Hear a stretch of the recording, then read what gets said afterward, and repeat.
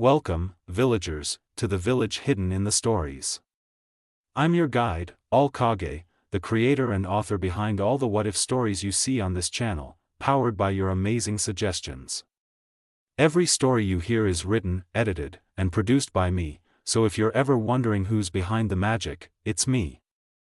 I hope you enjoy today's video.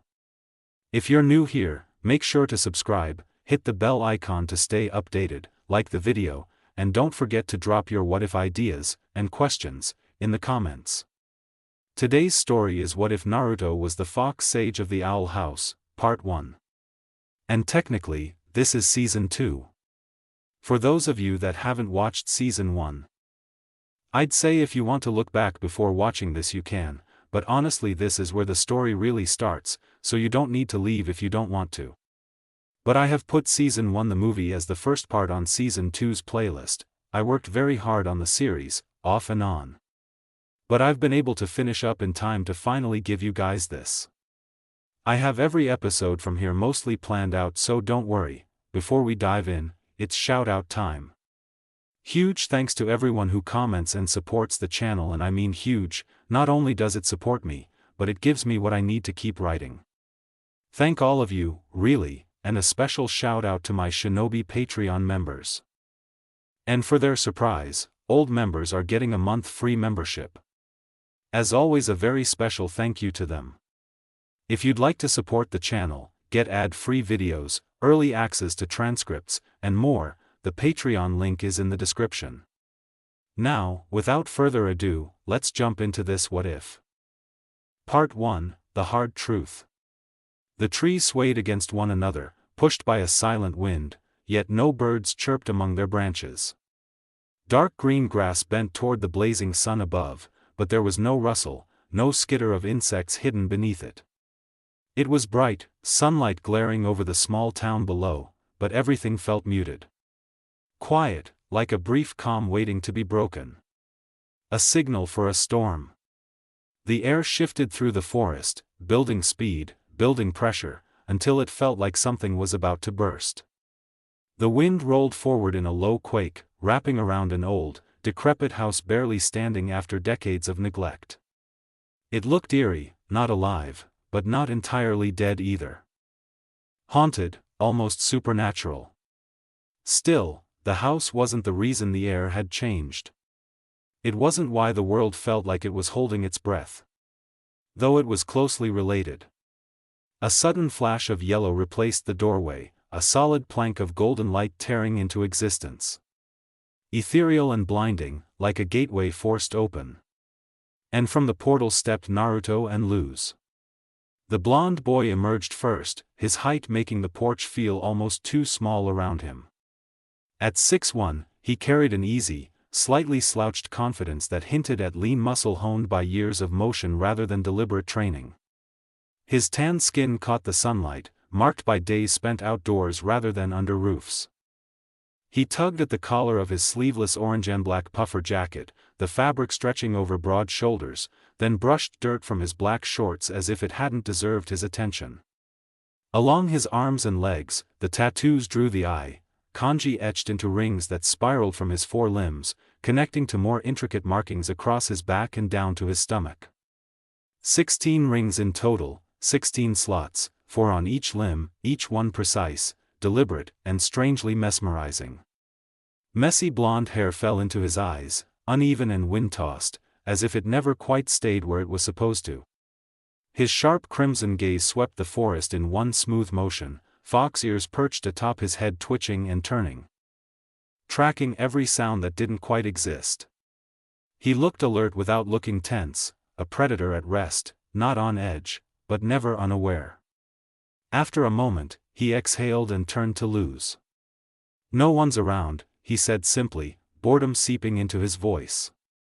Luz stepped out beside him, noticeably shorter but no less present. At 5'8", she stood straight, her posture more confident than it had been months ago, even if there was still a nervous energy humming beneath her skin. Her darker complexion contrasted softly with the light around them, warm and grounded.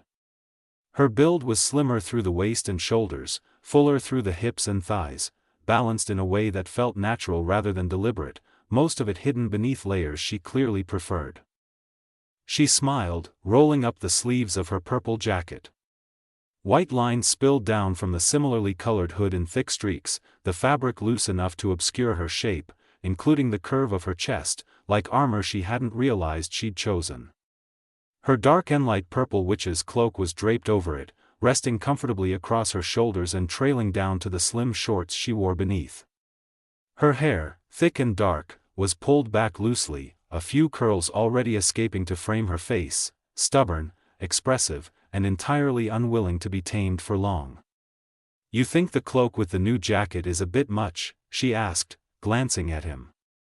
"I know what we're about to do is kind of world-breaking for most people, so I wanted proof before we went in, well, you know."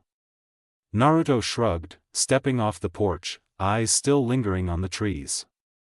The wind had died down, the forest sounds returned all at once, like they'd never been gone at all. He shook his head, the lingering sensation leaving a bad taste behind. Luz pulled out a key, a brown wooden one with a large yellow eye-shaped button set into it, and pressed it. Behind them, the golden gate snapped shut with a sharp slam. The portal door, the same brown as the key with its sharp yellow eye at the center, folded in on itself, shrinking until it became a simple wooden suitcase. It floated away, disappearing somewhere unseen. Luz stepped back beside Naruto, ready? That was the last thing said before she started forward, leading the way with certainty, even after 3 months away. Silence stretched between them after a few steps, feeding Naruto's thoughts. After all this time, why now? Things had settled, at least a little, even after only 3 days. He knew something still lingered after Bellows's death, something unresolved in the air, but this felt different. Sudden. Naruto glanced at Luz, then let out a low hum to get her attention. "So how exactly do you want to do this?" he asked, like the question might magically sort everything out. She looked at him, eyebrow lifting. "Do what? Exactly?" "I mean explaining everything to your mom," Naruto drawled, eyes shifting forward again. "I know I said it'd be good to tell her eventually, but dropping the demon realm on a human all at once just kinda seems." He paused, then looked back at her, expression turning knowingly dry. "Like the exact thing you'd do." Luz let out a mischievous chuckle. "That's seriously messed up," Naruto deadpanned. "She'll be fine," Luz waved it off, then hesitated. "I think." Her smile softened, turning sheepish. "I don't want her to freak out, but it would be fun to see my mom's reaction when she realizes magic is real." That would be a sight, Naruto admitted, mostly to himself. He pictured it briefly, tone drifting thoughtfully. "I don't usually get to gauge human reactions like this," he said before slipping back into that familiar mix of teasing and lazy indifference. "Honestly, I didn't think you'd want me to come along." "It was better than bringing King," Luz shot back, then shrugged. And Ida didn't want to explain everything.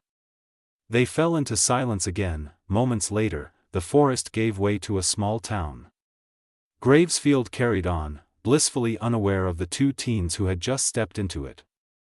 Luz followed paths she knew by heart, leading them to her family home, the one she'd been away from, the one she loved even if it never fully understood her. Naruto had to admit, it looked simple. A far cry from the chaos and clutter of the owl house. The neighborhood itself was quiet, like it only whispered what it knew. They stopped at the front door. Memories from the moment she'd left rose unbidden, making Luz hesitate before she squared her shoulders. A lot had happened since she chose the Boiling Isles, and Naruto was right, dumping everything on her mom at once probably wasn't the best move. She turned to him. "Maybe we should ease her into everything," Luz said, stepping back from the door. "I don't want her panicking out of nowhere."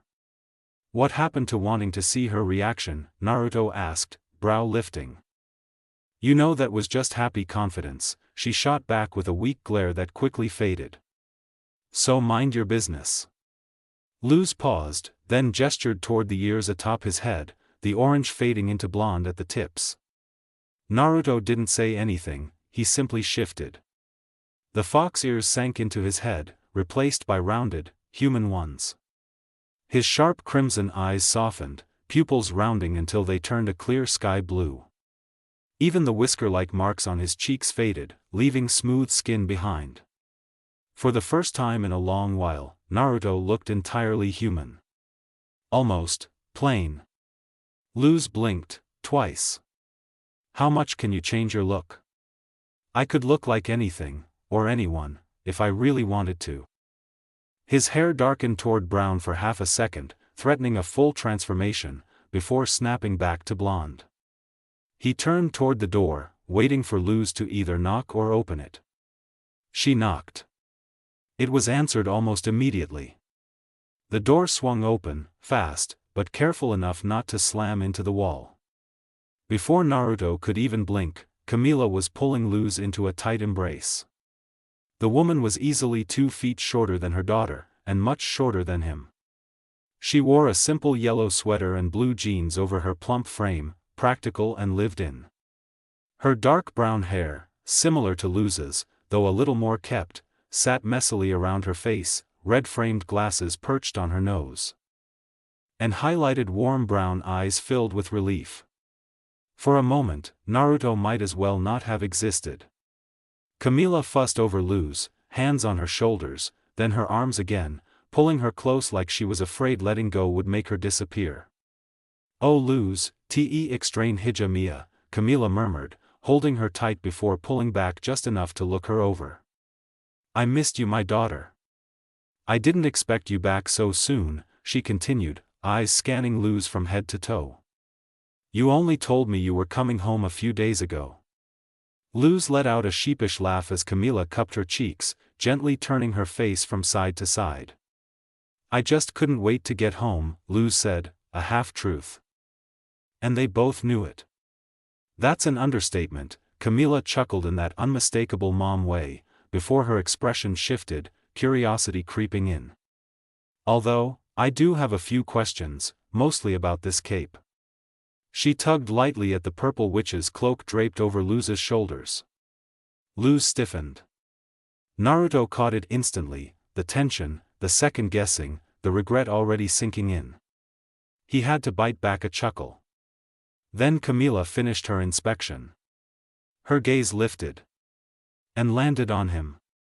The warmth in her expression shifted, not to anger, but to confusion, followed immediately by instinctive caution. She stepped slightly away from Luz, just enough to get a full look at the tall blonde standing beside her daughter. Eyes scanning him the way only a protective parent could. Naruto was used to it. Finally, she spoke. "Luz," Camila said carefully, "who is this with you?" Naruto lifted a hand in a small, polite wave, but Luz beat him to it. "This is Naruto," she blurted out. "He was, another student at the internship. He doesn't live too far, so I decided to bring him with me." Camila looked between them, hummed softly, then offered Naruto a polite smile, kind, but guarded. "Well, it's nice to meet you, Naruto," she said. "I'm Camila Nosita, please, come in." Naruto caught the hesitation beneath the warmth. She didn't trust him. That was fine. It was also exactly why he'd thought staying behind might have been the smarter choice. He stepped inside anyway. This was going to take a while. Naruto and Luz settled onto the couch in the living room. It took only a few minutes before Camila insisted they sit, then immediately found reasons to busy herself around the house, brushing off Luz's attempts to explain that there was something important she wanted to say. Still, Naruto could feel her. Close, watching, listening. Enough that he didn't bother with small talk. Once Camila finally settled in the kitchen, just far enough out of earshot, Naruto leaned slightly toward Luz. "So," he said lightly, "you met me at an internship you never actually went to." Luz groaned, dropping her head back against the couch. "I panicked, I defaulted to lying." She looked away, cheeks darkening with embarrassment. "And we're supposed to ease her into it, remember? I don't think flat-out lying counts as easing," Naruto replied dryly, the corner of his mouth quirking before the smirk faded into something more neutral. But, he added, softer, she's your mom, I'll follow your lead. You decide when to tell her. Then the smirk returned, lazy and familiar. Just don't take too long, he said. This is cutting into my nap time. Luz snorted, you realize that makes you sound like a child, right? Naruto didn't answer. He just let out a quiet, unbothered grumble and leaned back into the couch. Before anything else could be said, Camila walked over and took a seat opposite them. She wore the same warm smile as before, the same calm posture. But Naruto could feel the tension under it now, measured, attentive, the way a mother settles in when she knows a conversation is about to matter. Sorry for taking so long, Camila said lightly. The kitchen was a disaster. She folded her hands in her lap and looked between them. So. Please, tell me about your time at the internship. Luz straightened immediately. Oh, yeah, it was, really good, she said quickly. Busy, structured, very, educational. Camila nodded, what were you working on? Archival stuff, Luz replied without missing a beat. Mostly filing. Organizing research notes, helping with, field prep. Field prep, Camila echoed. Yeah, like, logistics, Luz said, hands moving as she talked.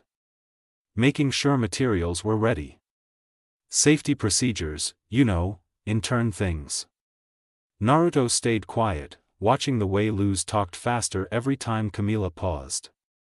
And the people there, Camila asked. Your supervisor? They were great, Luz said. Super knowledgeable, very strict, but in a good way. Strict how? Luz hesitated, just a fraction of a second. Deadlines, she said. Lots of deadlines.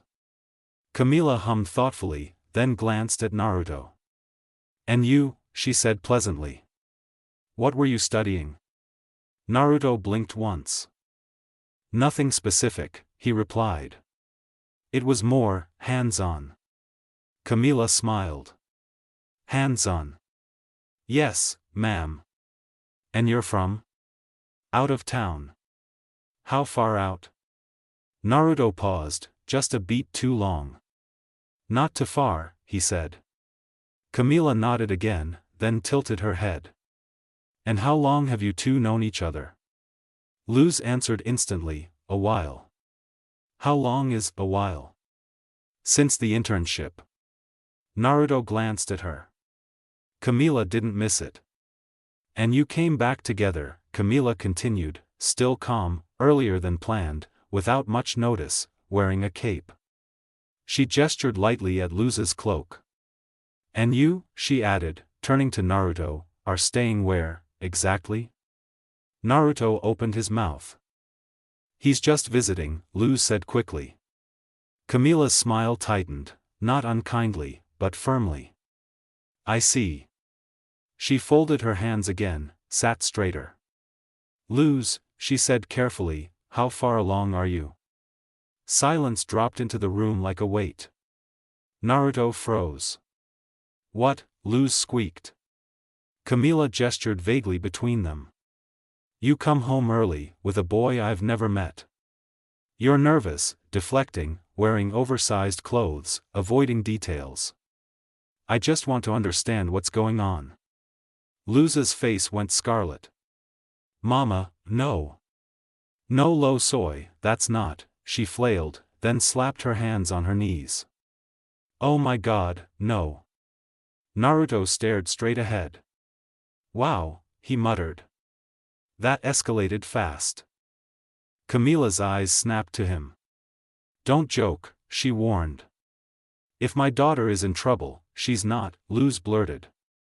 We're not, there's nothing like that is happening. Camila studied her face, slowly, carefully. Then she sighed. Then what is, she asked. Luz blinked, what? Camila's shoulders relaxed just a little. Luz, you've never been good at lying. And I was in contact with the mentor you were supposed to be studying under. Luz shrank into the couch. You never showed up, Camila continued. I knew something was wrong. I just wanted you to tell me. The guilt hit Luz immediately. Naruto could see it in the way her shoulders folded inward. Camila leaned forward. So, she said gently, steel threaded through her voice, if this isn't two teenagers making reckless decisions. Her gaze flicked to Naruto, sharp, protective, then what is going on? Luz inhaled. Then she talked. She told Camila everything, about the portal, the boiling isles, magic, witches, demons, and the owl house. About Ida, King, school, danger, growing into herself somewhere that finally felt right. The words poured out in a rush, looping and overlapping until she finally stopped, chest heaving. Camila stared at her. She paused, thinking. Like trying to decide something about this for herself, but coming up with nothing in every aspect. Finally, Camila's face shifted. A mix of disappointment, tiredness, and hurt rolled over her like a tidal wave. I thought, Camila said quietly, we were past fantasies. Luz flinched. Camila turned sharply toward Naruto. You, she said, voice hardening. Did you encourage this? Did you take advantage of her imagination? No, Naruto said immediately. Luz stood. Mama, stop, he didn't. Camila rose too. I'm not finished, she snapped, fully in Mama Bear mode now. You are a stranger who followed my daughter into a lie that could have gotten her hurt, Mama, Luz said sharply, turning on her. Enough. Camila froze. Luz looked at Naruto. Show her. Naruto closed his eyes. Guess it's time to rip off the bandage. The air shifted. 9 shadows peeled themselves from the floor, long, fluid, unmistakable tails. They spiraled upward, rotating around Naruto like petals unfurling, chakra thick enough to press against the walls. They closed. Wrapped him. A sphere of fur and motion collapsed inward, shrinking rapidly until it dispersed in a soft pulse of light, and left a small fox kit sitting on the rug. Camila stopped mid-breath. The fox blinked. Then the light surged again, reforming Naruto in place, tall, solid, red eyes glowing faintly, fox ears high in his hair. Silence swallowed the room. Camila sat down slowly. And after that, the gloves came off. Luz and Naruto re-explained everything they could.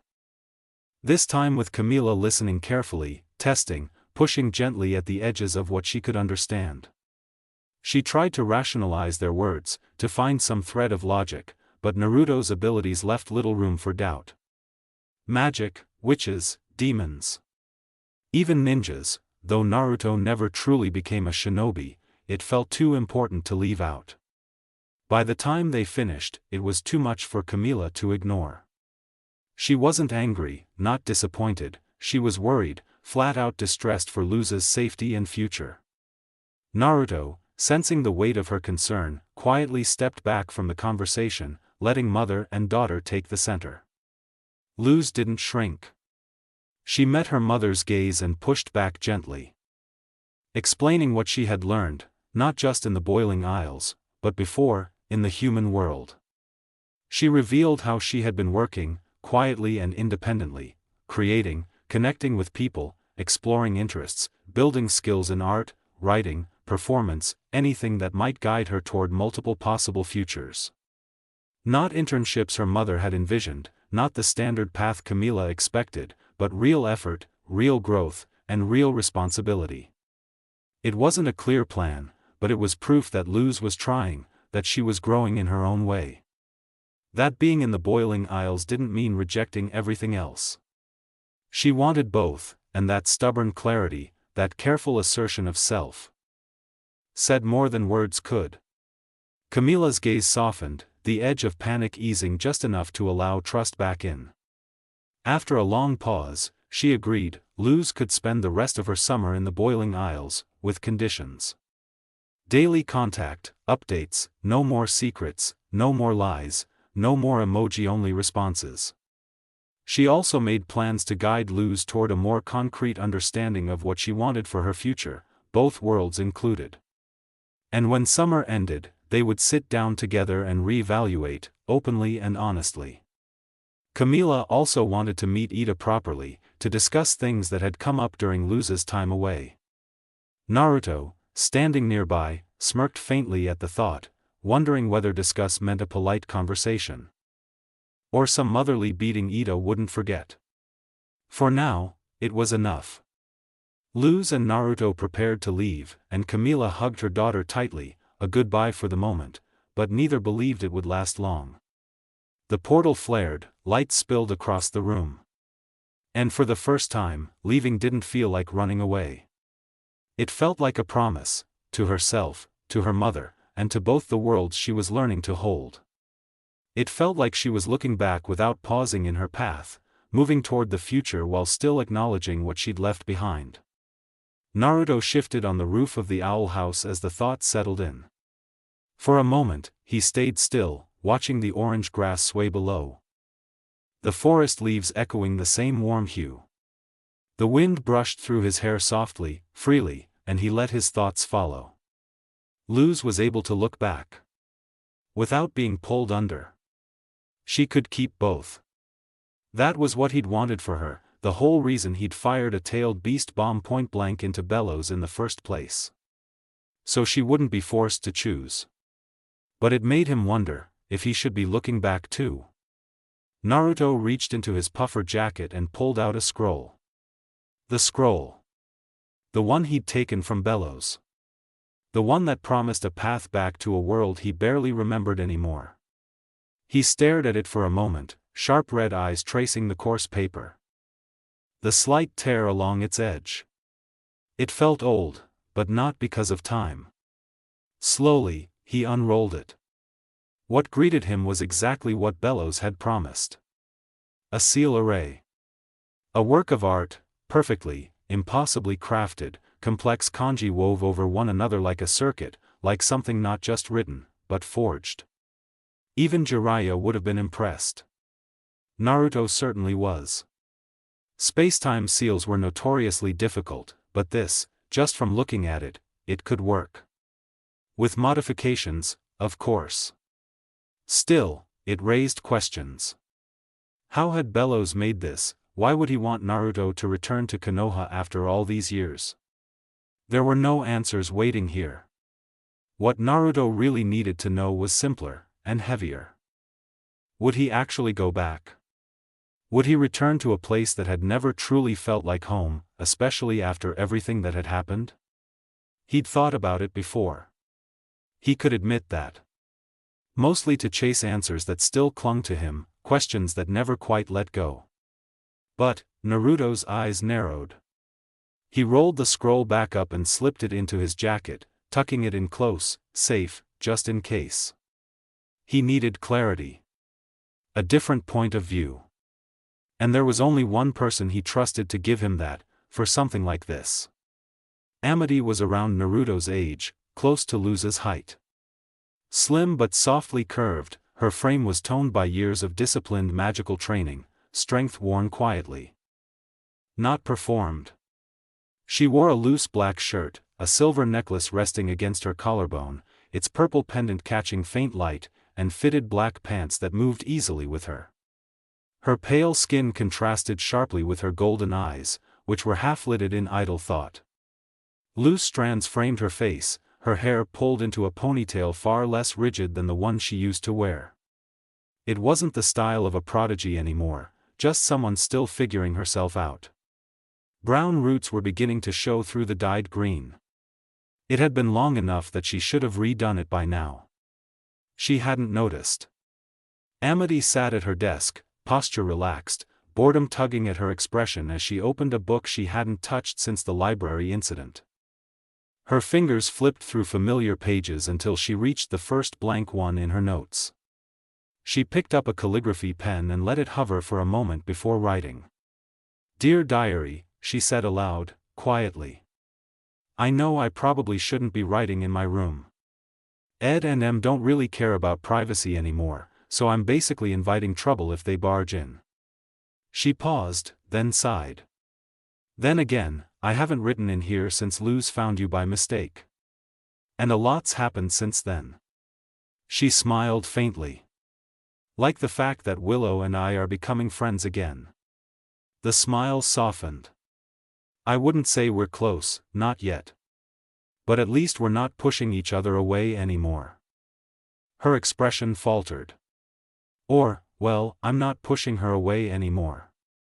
Guilt flickered across her face. I still don't know if I deserve her friendship after everything. But Luz and Willow keep trying to reassure me. She hesitated, then added more quietly, even Naruto has, a few times.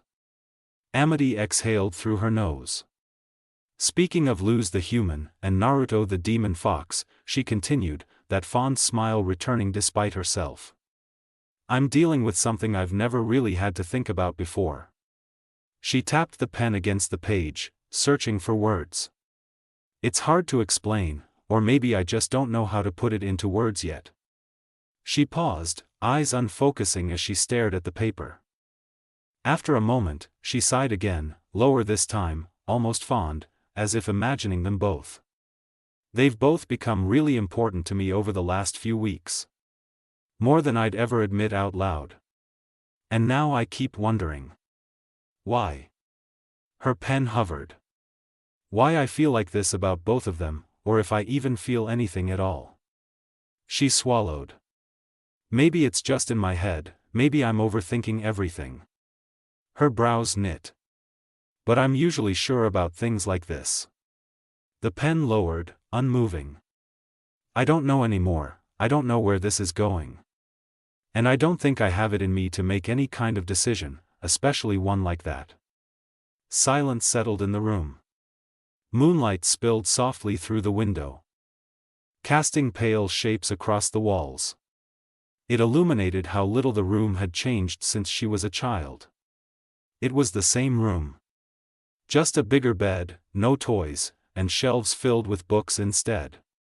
Before Amity could write anything more, a quiet sound drew her attention. A knock. Not on the door, but a light tap against the window. Knuckles, or maybe a paw. Amity turned to her right. Her gaze drifted to the glass, or rather, to what rested just beyond it, perched lazily along the narrow edge of the windowsill against the twinkle of night. One of the very people Amity had been thinking about sat there now. Naruto, in his small fox form, tail curled neatly around himself. Watching. Waiting. Amity blinked. She hadn't expected that, it was probably a coincidence, at least, that's what she told herself, but it didn't really change anything.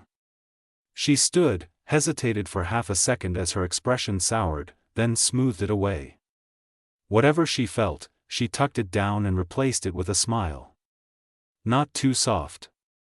Just warm enough, after everything they'd been through together.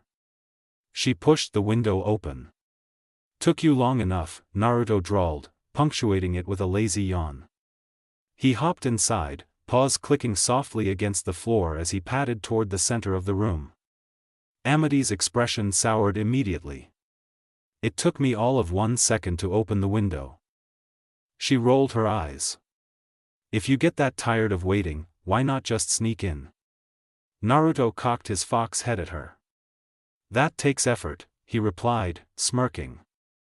Then he started looking around, slow and deliberate, like he was cataloging the room. Why do I respect you so much? Amity muttered. Because I beat you at the convention, Naruto answered smoothly, still inspecting. She didn't argue, though that was only part of the reason. Amity closed the window with a quiet click and moved to her bed, sitting down softly while watching Naruto scan her room. The fox jumped up onto her desk. The desk.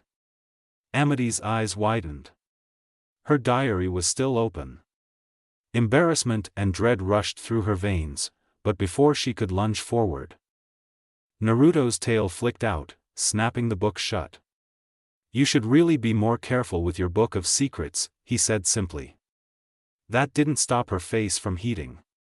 She grabbed the diary quickly, turning away just as fast so he wouldn't see the blush creeping up her cheeks. There was a brief silence. Then, hesitating, she asked, You didn't see what was in there, right? Naruto sprawled out on the desk, like the question alone bored him. No, he said. Didn't look, I don't do the peeking thing. None of my business. Amity let out a quiet sigh of relief, then glanced back at him. Could have fooled me. It wasn't an insult, more an observation. Naruto always watched. Always noticed. From a distance that somehow felt helpful instead of invasive. It was another reason she respected him, and one that led her to the real question. So, she said, tucking the diary away, her expression softening into curiosity, why are you here? Naruto paused, looked at her, then closed his eyes. I just wanted to check on you, he said.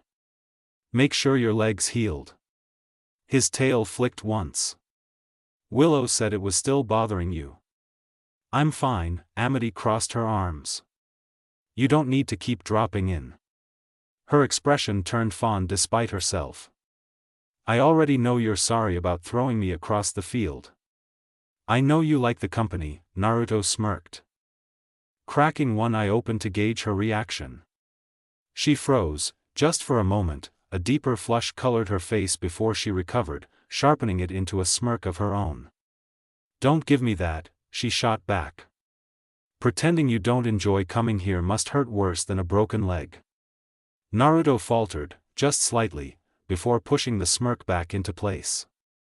I'm obligated to make sure my friends are okay. Sure, Amity replied, her smile softening again. So tell me why you really came, we both know it's not because you're worried. A beat. At least, not about me. That question shifted the air. Not sharply, subtly, the challenge faded into something quieter, thoughtful. Naruto shifted too. The smirk softened, then vanished as he slipped into his human form, settling cross-legged on the desk. You're right, he said quietly, just loud enough for her to hear. I needed help with a question I've been asking myself. Amity paused. He looked, stuck. Not distressed, not panicked. Just caught between thoughts. She wondered what it was, but she didn't press. If anything, it felt like he just needed someone willing to listen. And for once, she was ready to be that person. Amity shifted where she stood, then crossed the room and leaned back against her desk instead of sitting on the bed. It put her closer to him without making a show of it. Casual. Intentional. Okay, she said. Ask. Naruto's gaze flicked to her, then away, settling on the open window and the stretch of night beyond it. I found something, he said. After bellows. Amity didn't interrupt.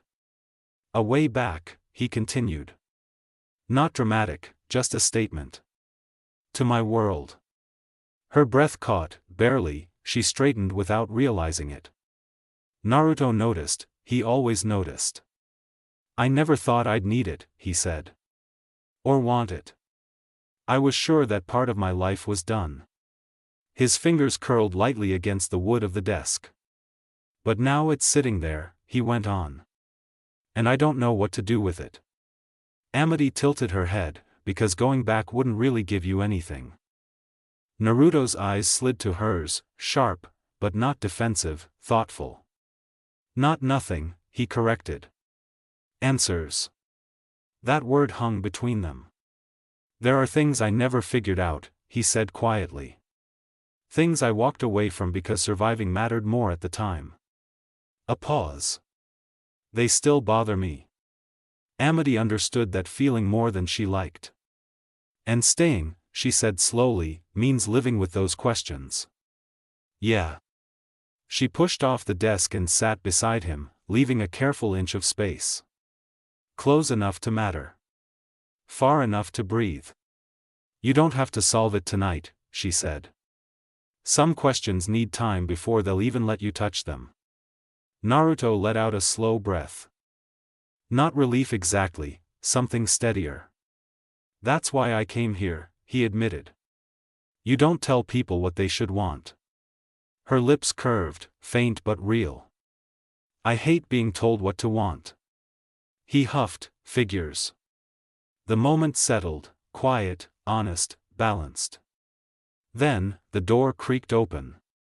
Edric leaned into the doorway first, tall, a little lanky, with dark green hair falling messily over his forehead, half-shadowing sharp golden eyes that missed very little. Pale skin, casual posture, and a sly grin made him look like trouble taken lightly. He wore a loose black shirt layered under a deep blue jacket, paired with black pants that allowed easy movement, practical, but still stylish in a mischievous way. Amira stood beside him, same height but deliberate in her stance. Her green hair was pulled into a long braid over one shoulder, neat without being rigid. Golden eyes mirrored her brother's, though hers measured more than sparkled. She wore a fitted blue top under a short black jacket, and sleek black pants. Confident and composed, she moved with ease, never shying from personal space, especially around foxes. Well, Edric said. This is new. Amity stiffened. You didn't knock. We did, Amira replied easily. You didn't answer. Her gaze slid past Amity and landed on Naruto, already shifted back into his fox form, lounging like he belonged there. Oh, she added, smiling. Fox boy. Naruto didn't even open his eyes, you're loud. She stepped closer anyway, fingers briefly brushing his ear before he flicked his tail out of reach. Still cute. Amity groaned, Amira. Edric laughed, so, late night window visit. Serious faces, minimal yelling, he clasped his hands together. Are we interrupting something important? Naruto cracked one eye open, you usually are. Amira's smile widened, knowing and sharp, good to know. She turned back toward the door, already pulling Edric with her. Come on, we'll give them their, very intense, definitely not flirting conversation. We're not, Amity started. Definitely flirting with extra steps, Edric called over his shoulder. The door shut. Silence returned, lighter now, but not broken. Naruto shifted back into his human form, rubbing the back of his neck. They've gotten worse. They've always been like that, Amity said, though her voice was softer now. He glanced at her, still, thanks. For listening. For not making it simpler than it is, it let me think it over. Amity met his gaze, steady. Anytime, she said. Naruto silently left after that. A quiet puff of smoke, and he was gone. The conversation hadn't solved anything, but it had done its work. It helped him unclench, helped him stop feeling stuck. Helped him start thinking. He didn't need answers yet, he didn't even fully want them. The real reason the path to Konoha felt heavy, he'd hidden it even from himself. Talking with Amity had been an eye-opener. Yes, the unknown still bothered him. Jiraiya's death, something recorded but never fully explained, always left to speculation. But there was something else. For years, he hadn't allowed himself to admit it, but a small part of him had always wondered what might have happened if he'd never made that sealing mistake, the mistake that shaped the 7 years he'd spent away from the world he once knew. It was why the seal unsettled him. It promised a glimpse of the path that could have been, even though he loved the path he was on. The path he could have taken already had the answers. And he wasn't sure he was ready to see them. Still, the pull was there. Quiet, insistent. Naruto sat along the roof of the owl house, away from its large eye-like window near the top. And, of course, away from Hooty, the owl-like brown tube that somehow was attached to the house, and could extend from the front door. Hooty creeped Naruto out more than anything, even if they both protected this place. The night air still felt cold, carrying the unusual buzz that had been there for as long as he could remember growing up here. The buzz of magic. He looked out across the boiling aisles, his sharp fox eyes taking in as much of the landscape as they could, even with so much of it hidden from view. Eventually, his gaze settled on one thing far in the distance. The boiling aisles itself. The carcass of a titan. Not much was known about them, but to die and become an entire island meant they had once been unimaginably large. They probably had something to do with magic becoming a thing too. At least on the boiling aisles, and whenever Naruto looked for it, he always found the titan's head. The skull. Its massive horns. The one landmark that always seemed to watch over every towns and villages on the isles. For a moment, he wondered what the titan would have suggested. Not because he cared, but because so many people worshipped it, and because Bellows once claimed he could hear the titan. Naruto couldn't help but wonder if Bellows had lied about what it wanted. He most likely used people's faith in the titan to pursue his own ambitions.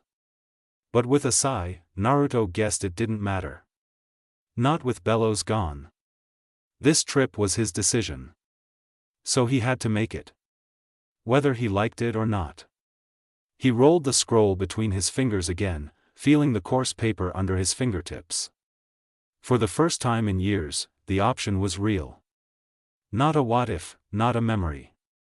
A choice. Naruto exhaled, letting the night wind brush across his face. Maybe he didn't need to run from the past. Maybe he didn't need to fear it. Maybe he just needed to see. And with that thought, he made up his mind. He would go back, not to reclaim anything. Not to prove himself. Just to see, to answer the questions that had quietly haunted him all these years. The village might never have felt like home, but it was still a part of him, a piece of a life he hadn't fully understood. And it was time he faced it on his own terms. Naruto glanced down at the spell slots etched along his arms and legs, his focus settling on one marked by a vial at the center of its ring. With a small shift of chakra, he summoned what he had sealed away. A glass container rose slowly from the ring inscribed on his right palm. Inside it, a black liquid moved on its own, calm, swirling, almost curious. Not violent. Not still. Alive. That was only half true. The ink was the result of the slither beast and basilisk, chakra distilled, altered, made usable. And it was all he had left after constructing the new seal array. Without hesitation, Naruto pulled the scroll from his jacket and laid it out across the grass. He knelt beside it, eyes tracing each kanji, each line, each deliberate stroke. Understanding came quickly, pieces clicking into place as he read. Bellows had been clever, it showed. The seal would take him to Konoha, but it would strand him there. A one-way trip. Naruto snorted softly, that wouldn't do. He dipped the tip of one fox tail into the chakra ink, the fur darkening as it absorbed the liquid. The tail thinned, condensed just enough to allow precision. Using a fresh sheet of paper, Naruto began to copy the array, replicating the spatial framework while subtly altering the kanji. Not rewriting the seal. Correcting it. The movements were quick, controlled, confident. Exactly how Jiraiya had taught him. And within minutes, the seal was complete. Naruto didn't waste any time activating the seal. One steady pulse of chakra filtered into the markings. Deliberate and controlled, and the seal responded immediately. There was no spectacle. No golden gate like the portal door. No blinding flash. No violent pull or roar of space tearing itself open. It was the kind of teleport you'd miss if you blinked. One moment it was night. The next, it was day. Naruto found himself standing in shadow, exactly where he'd intended.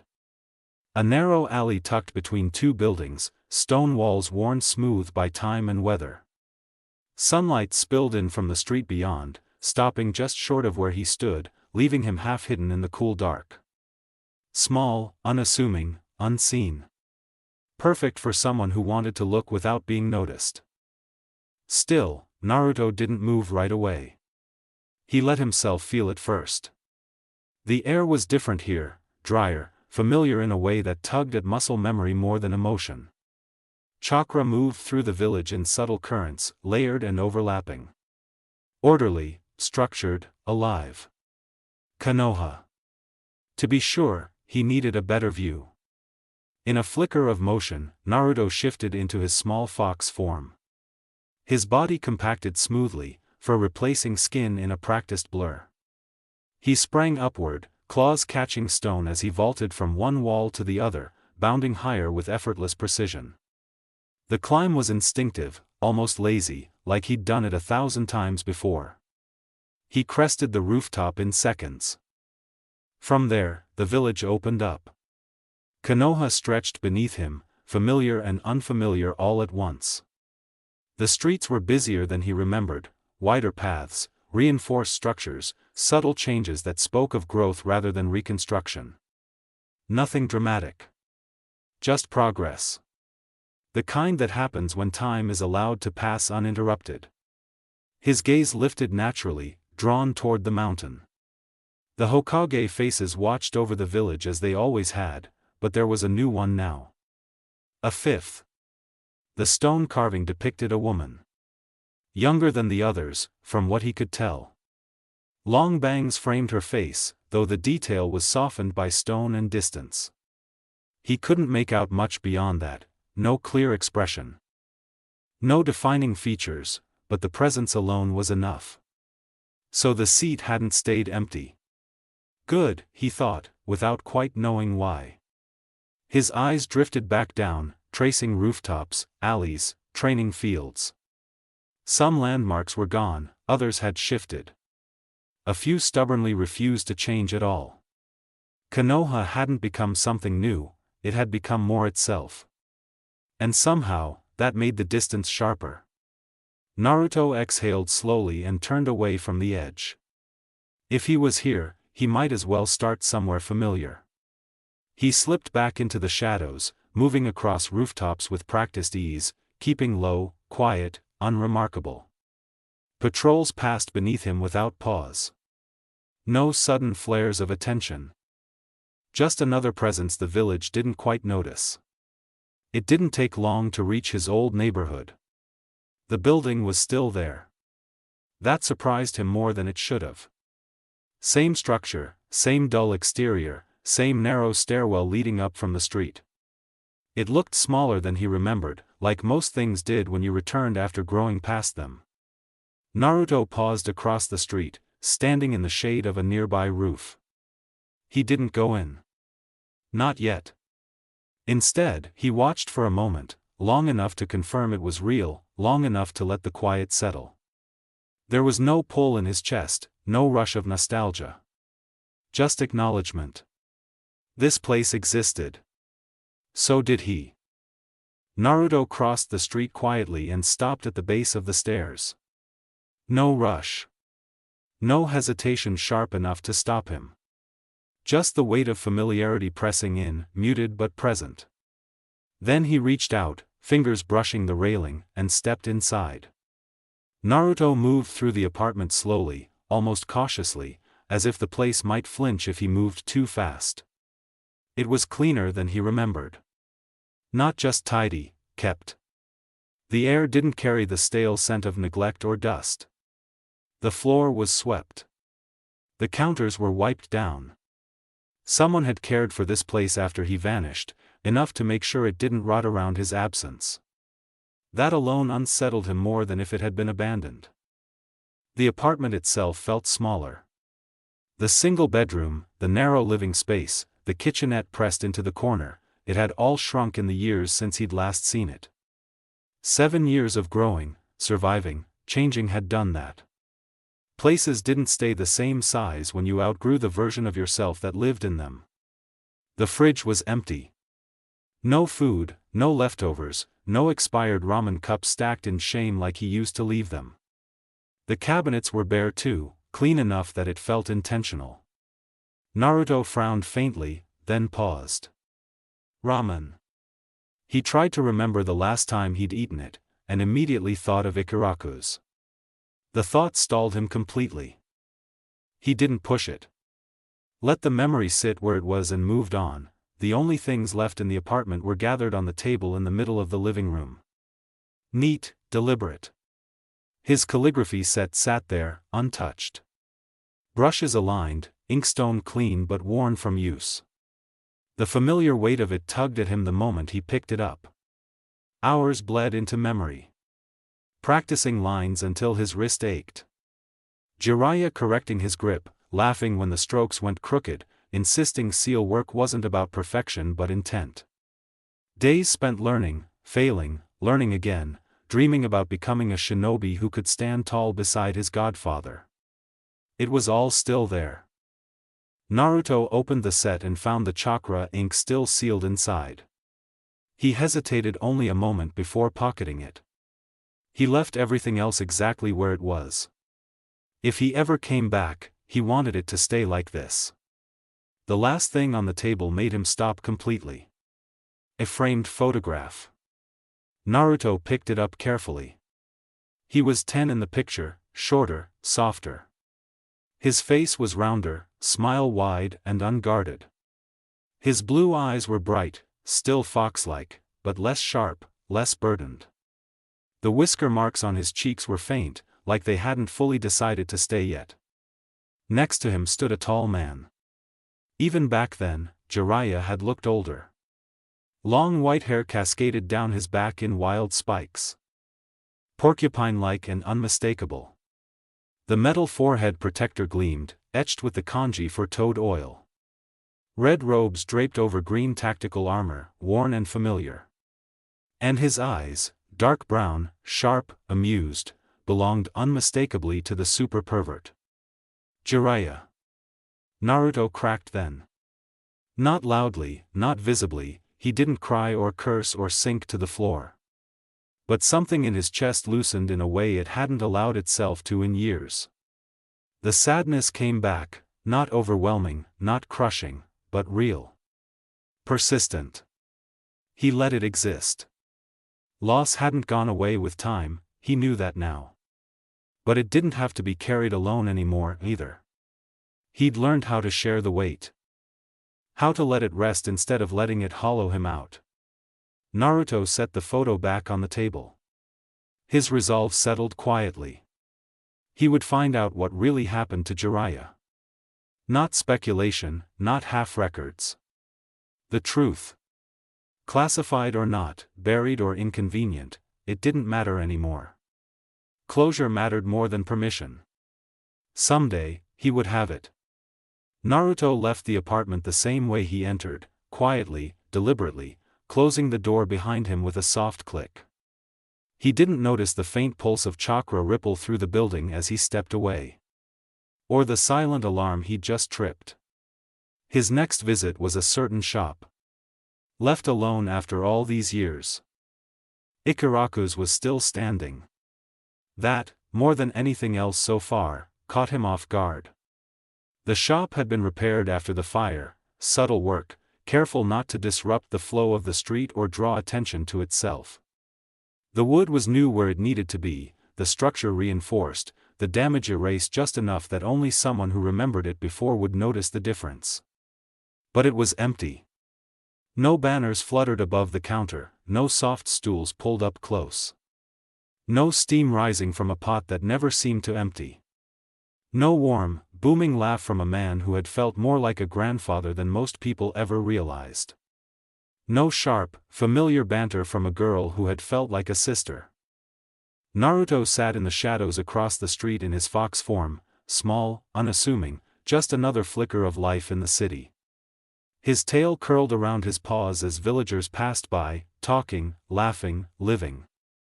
None of them spared the shop a second glance. None of them noticed him. He watched.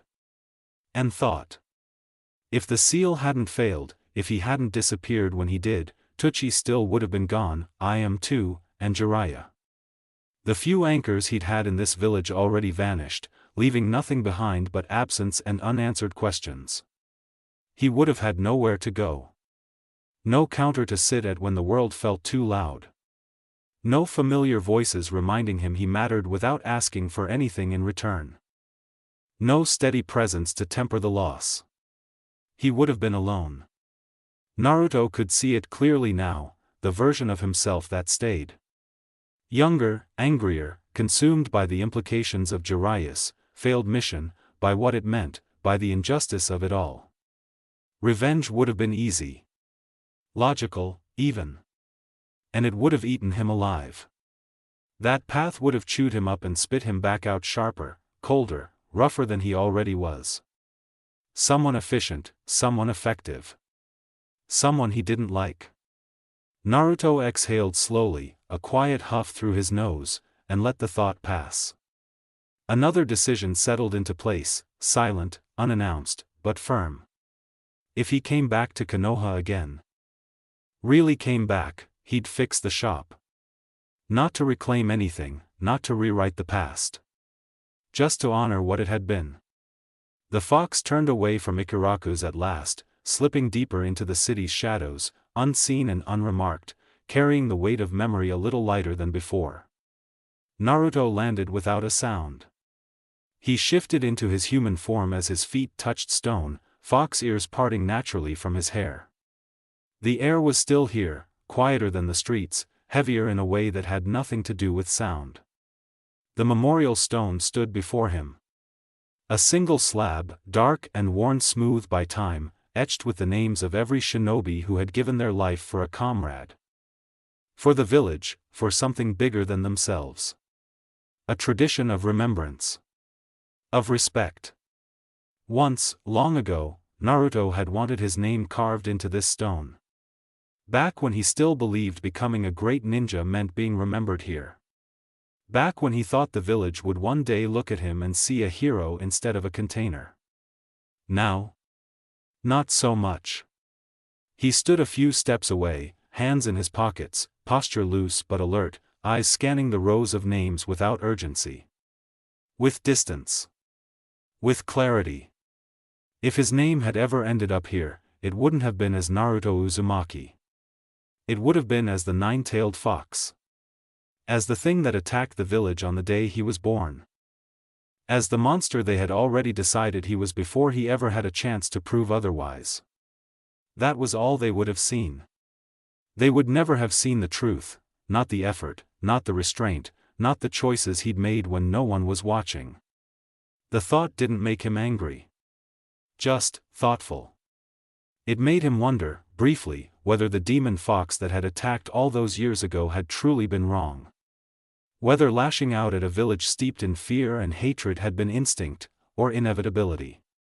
It made him wonder what, exactly, had been sealed inside him. Whether it had a name. Naruto exhaled softly through his nose. It wasn't a question he could answer now. His transition to the Boiling Isles had changed him, he'd known that for years. The seal hadn't just displaced him. It had done something, altered him. Maybe destroyed the thing inside him entirely. Or maybe fused them together. Too bad he'd never gotten the chance to talk to it. That probably would have been fun. He stepped closer. This wasn't a return to his roots, he couldn't call it that. Not honestly. But it was a look back, one he'd needed more than he'd realized. So far, it had been good. The village felt different, lighter.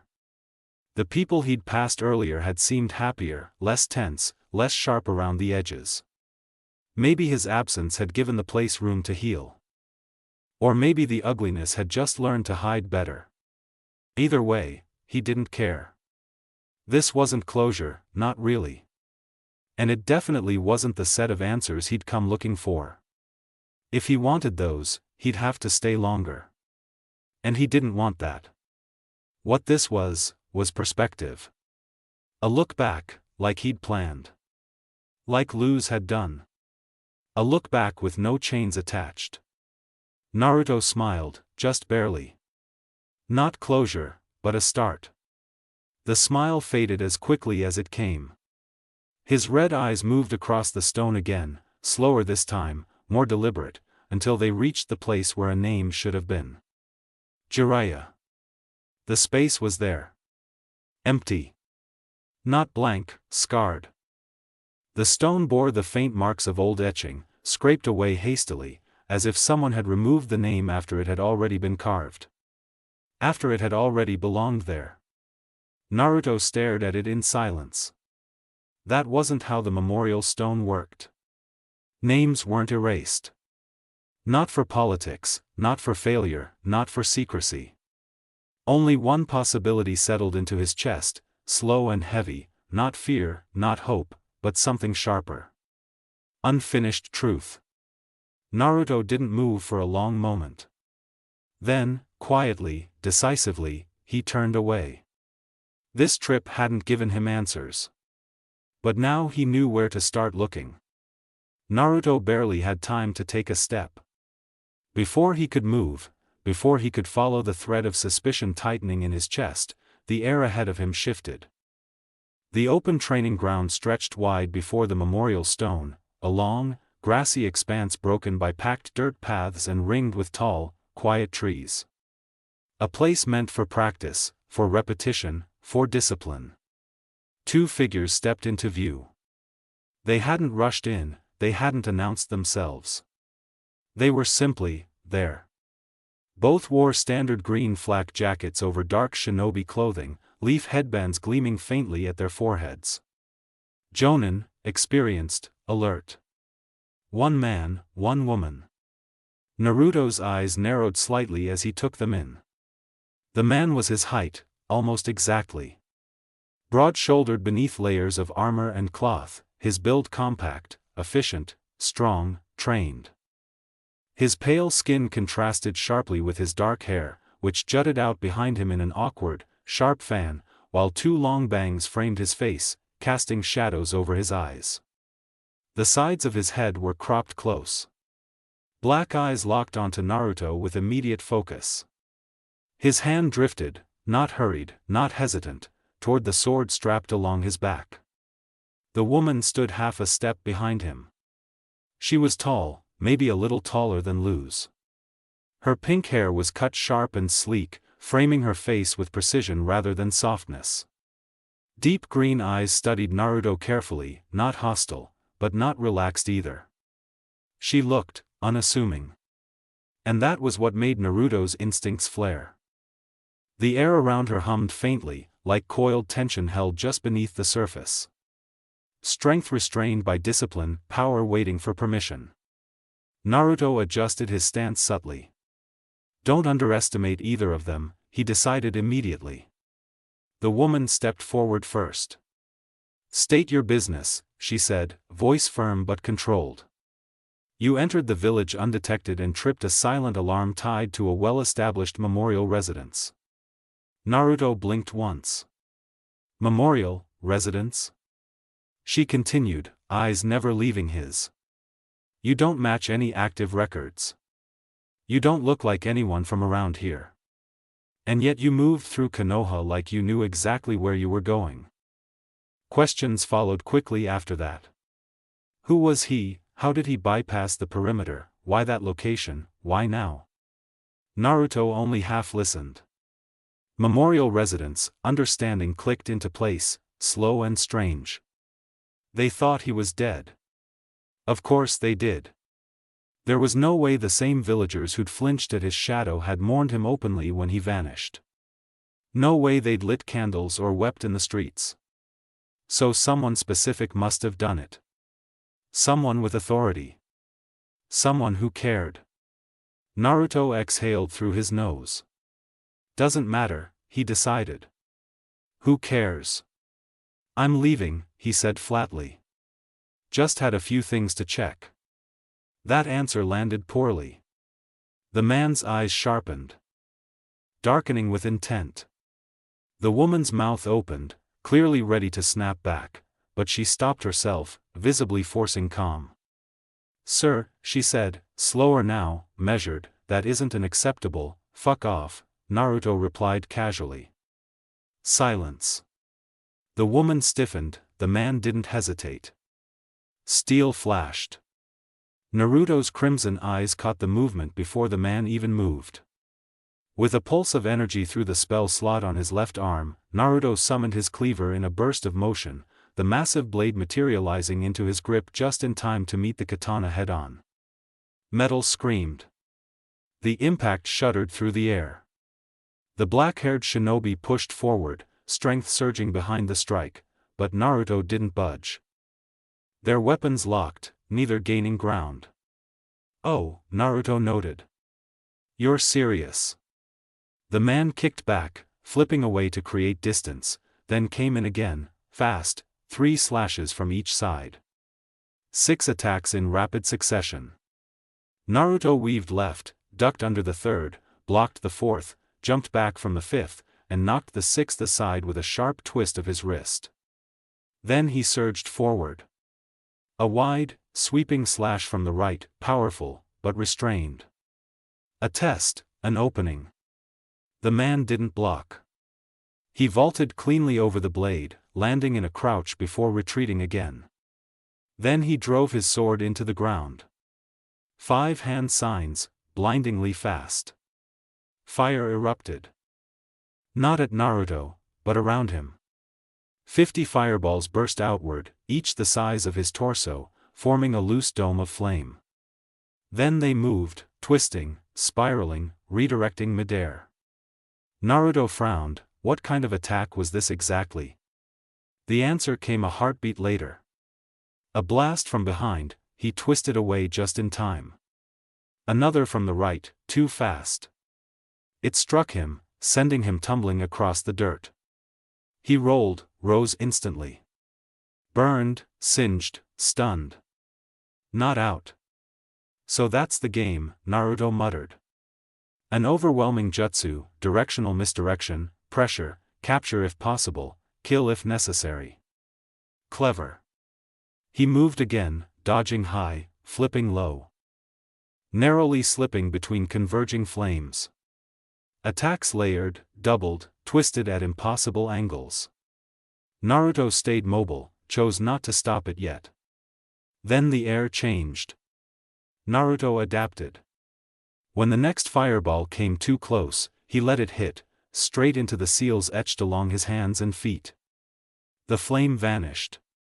Another followed. Gone. Another. Absorbed. The man's eyes widened. One by one, the fireballs disappeared until nothing remained but scorched grass and drifting smoke. Naruto leaned casually on his cleaver, bored expression firmly in place. "That was interesting," he said. "But you're done." The fight ended there. Not with victory. But with certainty. The last traces of flame died out, leaving scorched grass and drifting smoke between them. Naruto rested his weight against the flat of his cleaver, then with a flick of his wrist dismissed it in a soft pulse of red chakra. The blade vanished as easily as it had appeared. He straightened, rolling his shoulders once.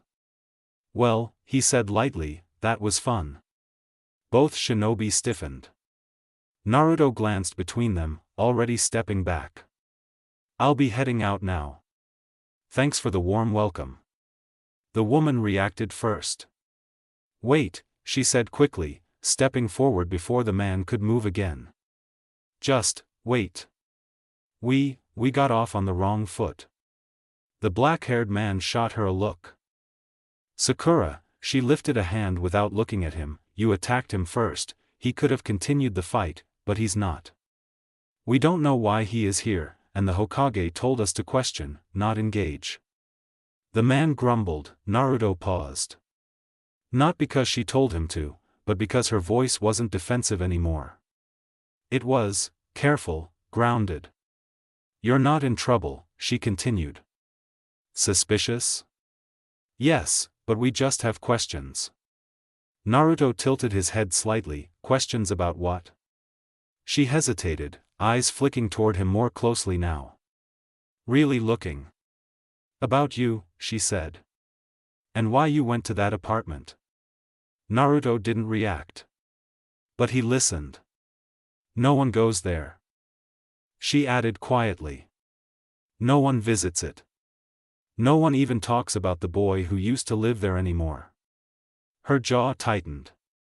"Which makes it strange that you knew exactly where it was. yet I've never seen you around the village. Naruto exhaled slowly through his nose. And why do you care? The question wasn't sharp, just honest. Sakura swallowed. Because I knew him, she said. The words hung there. Not well, she added quickly. But I noticed him when we were young. In class. He was loud, annoying, kind of a mess. A faint, almost embarrassed smile tugged at her mouth. A quiet class clown, I guess. Naruto's expression shifted, just a fraction. She went on, eyes fixed on the ground now. He acted like he didn't care about anything. But when it mattered, he did. He helped people. Even when no one thanked him, even when it made things worse for him. Naruto went still. Memory slid into place with a soft, uncomfortable clarity. Pink hair. Green eyes. Sakura Haruno. Wow. For a moment, the present peeled back. He remembered being smaller, lighter, before the seal. Before disappearance. Before grief hollowed things out. He remembered helping without thinking about why, because it felt right. Because his dreams were big enough to carry other people with them. He remembered Sakura too. Not a friend. Not yet. A kid who stood alone sometimes, bullied. Uncertain. Before the crowd decided who she was supposed to hate. He'd been kind to her.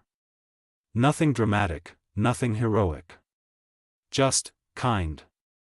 Naruto blinked, the memory fading. But why now, he asked. Why bring it up? Sakura's shoulders drew inward. Because I wasn't always nice to him. And I let people tell me who he was supposed to be. She looked up at Naruto then, guilt clear in her eyes. I wanted to speak up, I just didn't want the bullying to turn back on me. Her voice hardened slightly. When he disappeared, it got worse. People kept talking about him. Like he was a story. A warning. She clenched her fists. That's when I realized they were wrong. The black-haired man scoffed. You're romanticizing it. It was a stupid childhood fantasy. Naruto's gaze slid to him, unimpressed. The kid's dead, the man continued flatly. If he vanished like that, then, that's enough, Sakura snapped. Naruto cracked his neck. Both of them looked at him. He considered Sakura's words again, slowly. If I'd stayed, maybe he wouldn't have been alone. Maybe revenge wouldn't have been the only thing waiting for him. Maybe. The girl hesitated, then asked the question anyway. Did you know the boy who used to live there? Naruto didn't answer right away. If you did, she continued carefully, the Hokage would probably want to speak with you. There are things she never got answers to. That did it. Something settled in Naruto's chest, heavy but steady, like a stone finally finding the bottom of a river. He looked past them, past the training fields, past the village walls he knew he didn't belong to. So that was how it went. A memorial apartment. A missing boy turned into a quiet mystery. Questions asked too late by people who hadn't wanted to hear the answers when they mattered. He exhaled slowly. Coming back had been the right choice. He knew that now. Seeing it, feeling it, had closed something he hadn't realized was still open. The memories didn't claw at him anymore. They just existed. Old photographs in a house he no longer lived in. But that didn't mean he was staying. Not now. Maybe not ever. Konoha wasn't his home, it never was. His life, his path, the person he'd become, all of that had been forged somewhere else, under different skies, in a place that chose him back. Still, he wasn't running either. Naruto turned back to them, crimson eyes calm, unreadable. Yeah, he said. I knew him. Both of them tensed. Naruto turned away, already stepping back toward the trees. Tell your Hokage she can ask her questions later. Sakura blinked. Later? I'll be back, he added over his shoulder. Couple weeks, maybe. The black-haired man frowned. You don't get to decide that. Naruto glanced back once. Crimson eyes steady. I already did. He stretched, hands behind his head. Until then, I've got some sleep to catch up on. And then he was gone. No flash. No smoke. Just absence. The wind stirred through the grass where he'd stood. Sakura exhaled shakily, staring at the empty space. Did we just let him walk away? The man's jaw tightened. That wasn't just anyone. Sakura nodded slowly. No, she agreed. It wasn't. Somewhere beyond the village, far from Konoha's walls, Naruto moved on, not running, not hiding. Just choosing. He would come back. Not because this was home. But because his past no longer owned him. And this time, it would be on his terms. Time skip. Luz's room in the owl house was as messy as ever. The same trinkets lay scattered across every available surface, charms and scraps piled with no real order. The same strange smell lingered in the air too, something vaguely herbal, vaguely burnt, that the residents had long since learned to ignore. Naruto, currently in his small fox form, sat quietly on Luz's shoulder, his tail curled loosely around the back of her neck. He watched with half-lidded eyes as she tapped away at her phone, setting things up for her first proper check-in with her mom. They'd decided on a simple video, nothing fancy. The portal door stood open just beside them, cracked enough to let a weak signal slip through. Just enough to send a message. Even now, Luz's smile was wide, almost glowing. Naruto waited patiently for her to start. Once the phone began recording, Luz placed it on a nearby chest, adjusting it until both she and Naruto were in frame. "Hola, Mama," she said brightly. "It's only been a few days since we told you about everything. And about a week and a half since the petrification ceremony." She paused, then winced slightly. "I'll explain more of that later." "She's not gonna understand that," Naruto muttered, yawning. "Yeah, you're probably right," Luz admitted, scratching her chin. Then her excitement came rushing back, her smile somehow growing even brighter. "Anyway, I'm really glad you let me coming back here.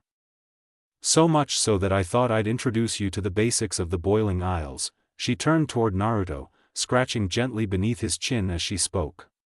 Like Naruto here, she beamed, and he leaned instinctively into her touch. "He's a demon, just not like the others on the Isles. He doesn't come from here at all." Her expression softened. "He's also extremely helpful," she added, then smirked, "or extremely lazy when he wants to be." Naruto grumbled under his breath, his fur bristling slightly. "And it's not just Naruto," Luz continued, smiling at the camera. "I have other friends too. Like this little guy."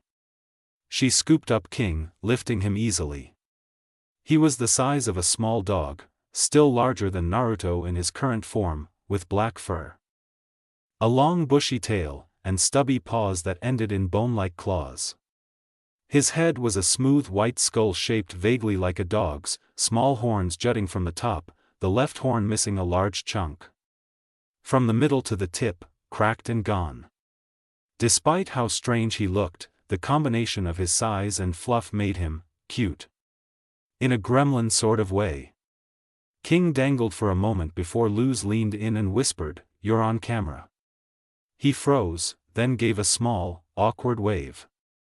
Twisting toward Luz as best he could, he frowned. "Why do you gotta do this?" he asked, his voice squeaky and confused. "It's not like you're going back anytime soon." Luz chuckled softly. "Maybe not right now.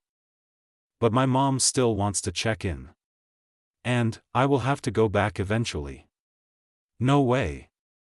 King shouted dramatically. "I'm never letting you go. You're never returning to the human realm." He doesn't mean that, Luz said quickly, forcing a nervous laugh as she turned back toward the camera. Yes I do, King yelled again. Naruto snorted, and Luz hastily covered the camera. They restarted the recording in the kitchen. The room looked ancient, even by Isle standards, stone floors worn smooth by time, a carved wooden table in the center, and a bulky wood-burning oven tucked against the wall. Sunlight streamed in through a large window, casting warm light over everything. Standing near the table was a witch, taller than Luz, though still shorter than Naruto's human form. She had pale skin stretched over a lean frame and a wild mop of gray hair that flowed freely down past her back. Her sharp features gave her a fierce, foxy look, the kind that screamed trouble in a fun ant sort of way. One gold tooth flashed when she grinned, pointed ears marked her as a witch, and her heterochromatic eyes, one gold, one gray, gleamed with stubborn intensity. She wore a simple crimson dress with long sleeves and a mid-length skirt, slightly torn from countless close calls, paired with matching high-heeled boots. Resting against her chest was a black gem, the remnant of the curse that once warned her when she would transform into the owl beast. At the moment, she was trying, and failing, to cast a spell. A small golden magic circle flickered weakly as she attempted to levitate a carton of apple blood and pour it into a nearby cup. The liquid barely shifted. Luz angled the camera toward her, grinning. "This is Ida the Owl Lady," she announced. "Naruto's mom, and the most powerful witch on the Boiling Isles." As if on cue, Ida's magic fizzled out entirely. The carton exploded with a loud pop, splattering apple blood across the walls, and Ida's face. Or at least she was, Naruto added dryly. "Her curse weakened her magic," Luz explained softly. "She's doing her best now." The video shifted again as Luz and Naruto quietly moved toward the far corner of the house. They found a dimly lit room where another witch stood silently by an open window. Lilith was tall and slender, her pale skin mirroring Ida's, her long black hair slicked back so neatly it almost shimmered blue in the light. Her eyes were heterochromatic as well, one pale blue, one gray. She wore a simple white long-sleeve human shirt over a plain black dress, a far cry from the Emperor's Coven uniform she once donned. "Lilith is Ida's sister," Luz whispered to the camera. "She's the one who cursed Ida in the first place, but she spent most of her life trying to fix it. She's complicated," Naruto added, his voice low and cautious. "Not angry, testing. It's still hard to trust her. But, I think things will settle, eventually." He didn't notice the small smile that crossed Luz's face. His attention stayed fixed on his aunt. Then, without warning, Hooty burst through the window. A two-bodied demon with an owl's face and an endless supply of words, he popped into the room shouting, "Hello." Lilith yelped, spinning around and slamming the window shut with a sharp swing, smacking Hooty away. "For now." Naruto chuckled, and Luz bit back her laughter as they quietly backed away. The video shifted one final time. About an hour later, the five of them prepared to leave the Owl House, heading toward Bonesborough, one of the many towns on the Boiling Isles. And the market. A place Ida once ruled. A place where money flowed through stalls and services, through deals made and favors traded. And where things, for better or worse, were about to start changing. The market was loud. Not in the human sense, no car horns or engines, but alive with voices, haggling, laughter, and the hum of magic in the air. Bonesborough stretched out in uneven rows of stalls and crooked buildings, banners fluttering between wooden poles, the scent of apple blood, smoke, and something faintly sulphurous drifting together. Luz adjusted the camera again, practically vibrating with excitement. "Okay, so this is where Ida usually works," she said, stepping aside to give a clear view. Ida's stand sat near the center of the market, unmistakable even at a glance. A ramshackle collection of wood planks and nailed-together shelves leaned at questionable angles, covered by a patched canopy stitched from mismatched fabric. Hanging charms, old bones, and blinking glyph-like trinkets swayed gently from the frame. But what really stood out was the merchandise. Human junk. An entire section of the stall was dedicated to it, things that meant nothing in the human realm, yet drew fascinated stares from passing witches and demons. Old alarm clocks stacked beside cracked smartphones. A toaster with scorch marks sat proudly next to a box of mismatched batteries. Plastic toys. Tangled earbuds, a lava lamp that bubbled faintly like it might actually be alive. Ida leaned casually against the counter, arms crossed, grinning like she owned the place. "And this," Luz said proudly, angling the camera toward her, "is how Ida makes money. She sells stuff from the human realm." "Sells is a strong word," Ida said lazily.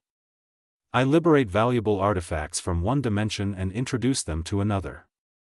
A witch nearby held up a calculator, eyes wide. "It knows numbers." "Told you," Ida replied. Ancient knowledge box. Naruto sat perched on Luz's shoulder again, tail flicking as he observed the scene. "You'd be surprised how much they'll pay for trash," he muttered. "Hey," Luz protested lightly, "it's not trash. It's cross-dimensional culture exchange." Ida winked at the camera, "Kid's got a point."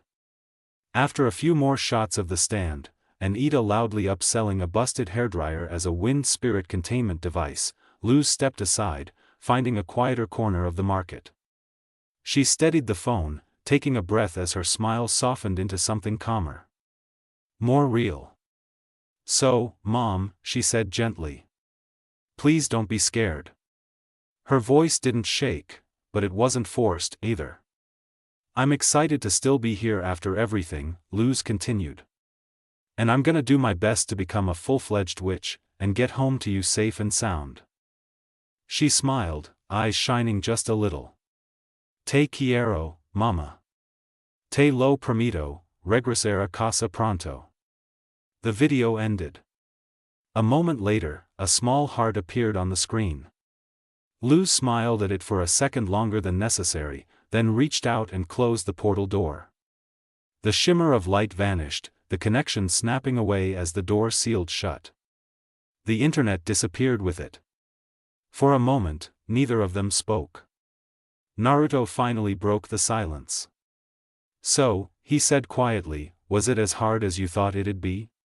Talking to her like that? After everything?" Luz blinked, then let out a soft laugh. Honestly, she thought about it. About fear. About guilt. About all the conversations she'd imagined going wrong.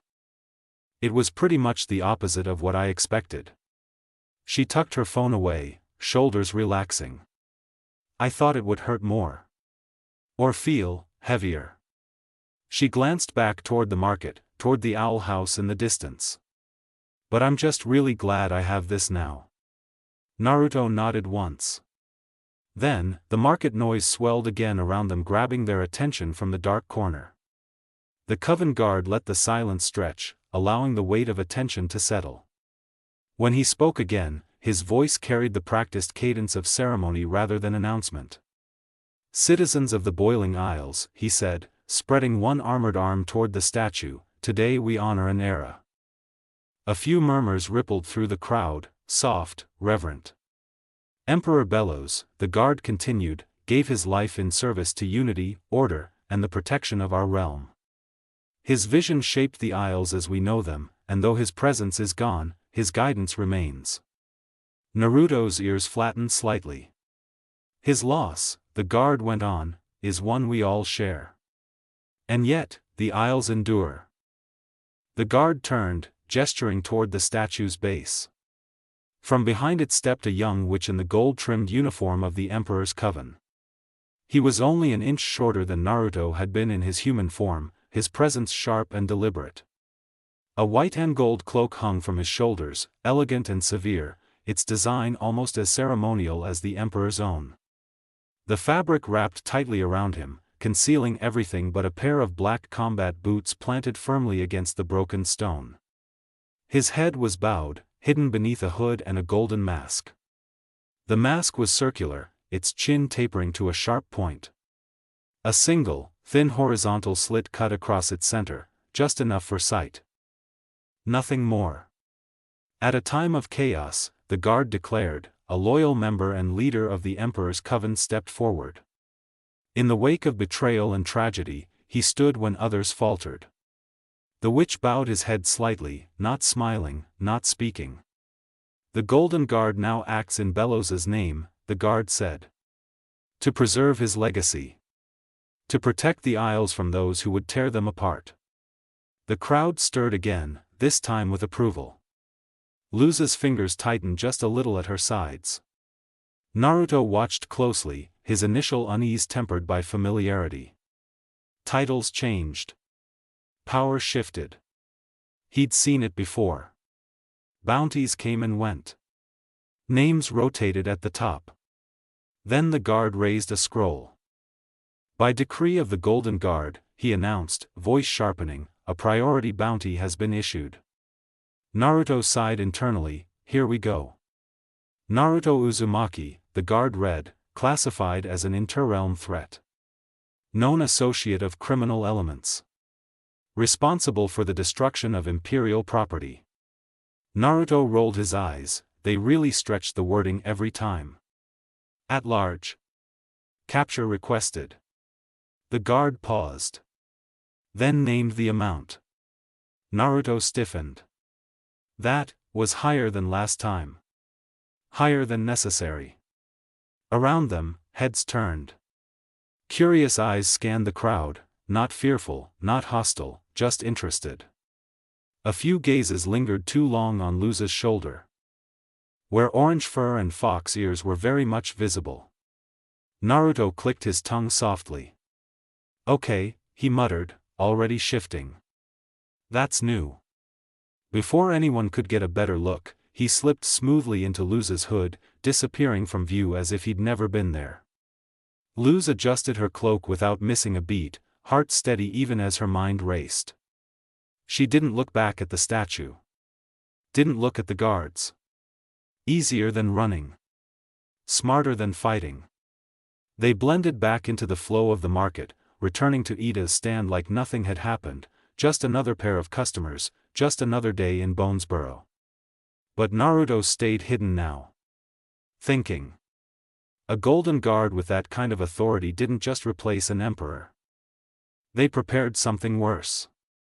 Luz and Naruto made it back to Ida's stand as quickly as they could, finding the owl lady and her sister lounging together, less than quietly. Do you own anything that isn't covered in feathers? Lilith grunted, brushing Owl down from her plain white shirt as more fluttered to the ground. I dealt with a curse for 30 years, Ida shot back, her smirk turning sharp in an instant. I think you can survive a few feathers. Lilith's eyes narrowed. She muttered under her breath but didn't argue, the guilt of cursing her sister still too fresh to push back. Naruto hopped onto the stand's main counter. In fox form, his posture stayed lazy, but his eyes were alert now. Scanning the market with quiet precision. There you two are, Ida drawled, her smirk softening when she saw them. Then her gaze slid to Naruto, too focused, too still. Her eyebrow lifted as she looked at Luz. All right. What exactly is my kit so worried about? He has a new bounty, Luz said, from someone called the Golden Guard. Ida's eyes widened, just for a moment, before she reached beneath the counter and pulled out a folded parchment. Well, that explains this, she said lightly. I was wondering who the Crimson Terror was supposed to be. Naruto blinked, then snatched the poster from her hand. It was him. No, an exaggerated version of him. The poster depicted a snarling fox demon's head. Jaws stretched wide to reveal razor-sharp teeth. Red eyes glared from beneath jagged black streaks that cut through dark orange fur. Drool dripped from its maw. A monster. And there it was again, the absurdly high bounty, printed bold and unmistakable. Naruto was used to being hunted. That part didn't bother him.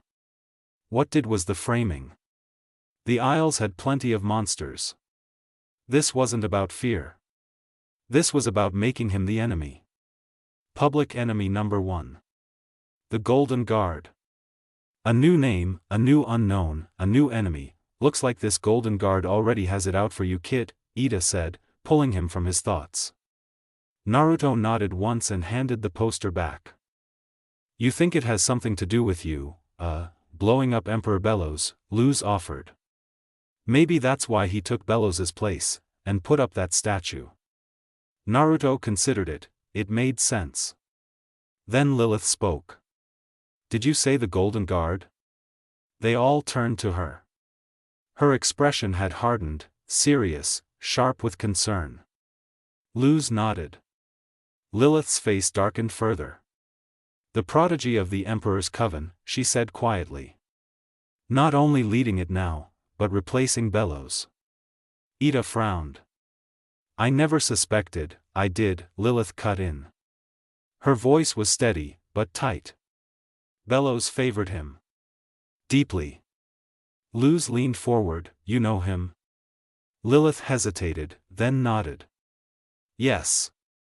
He is Bellows' nephew. Naruto's ears twitched. His eyes widened slightly. That made things worse. He's elite, even at his age, Lilith continued, gaze distant. If he's taken Bellows' place, then there won't be much difference. No one liked that. Luz went quiet, Naruto stiffened, Ida looked away, jaw set. The air froze, the conversation grinding to a halt. Naruto broke the silence. Then I stay hidden, he said calmly. If the Golden Guard wants me, best I'm not easy to find.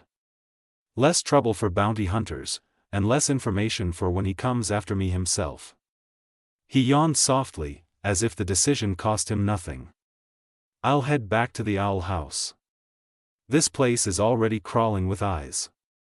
And with that, he vanished in a puff of smoke, leaving Luz, King, Ida, and Lilith standing amid the market's noise, the weight of what they'd learned settling in behind him. The space Naruto left behind still felt warm. Luz lingered where he'd vanished, fingers curling into the hem of her hoodie. He'll be okay, she said, softly at first, then louder, like she needed the words to stick. He's dealt with bounties before. Laying low for a bit isn't the worst thing. Ida barely looked up as she leaned against her stand, arms crossed. Kid, you don't need to sell it. Her tone was lazy, almost bored. After what that brat pulled? Hiding's just common sense. Anyone with half a brain would do the same. Lilith nodded once, tight and quiet. That seemed to end it. At least out loud. Ida straightened and flicked her gaze back to the stand. Now, since we're all still breathing, business. Luz blinked, refocusing. Oh, how's it been today? Ida snorted. Great if you like disappointment. King hopped up onto the counter. Hey! We had customers earlier. Yeah, Ida said. Earlier. She gestured at the market around them. Since then? Nothing. Just walk-bys and side-eyes. As if summoned, a demon slowed nearby, glanced at the stand, then kept moving. Another stared a second too long before turning away. Luz swallowed. So, we're just waiting it out? Waiting doesn't pay rent. Ida muttered. Which means we're gonna have to do something if, hey. A soft clatter broke the lull. Luz's eyes snapped down just in time to see a clawed hand sliding something off the edge of the stand, a cracked human remote, its buttons worn smooth. Hey, Luz said, sharper now. That's not yours. The demon didn't even flinch. He turned slowly, remote dangling from his fingers like bait. He was thin, hunched, eyes too bright in a way that spoke of bad habits and worse confidence. Relax, he drawled. It's junk. That's kinda her thing, right? Ida sighed. Not angry. Tired. Put it back, pal, she said, rolling her shoulder. Before I start charging interest. The demon snorted. His gaze dragged over the stand, the feathers, the crooked shelves. Then it lingered on her, longer than it should have. Huh, he said. You really are her. Ida arched a brow.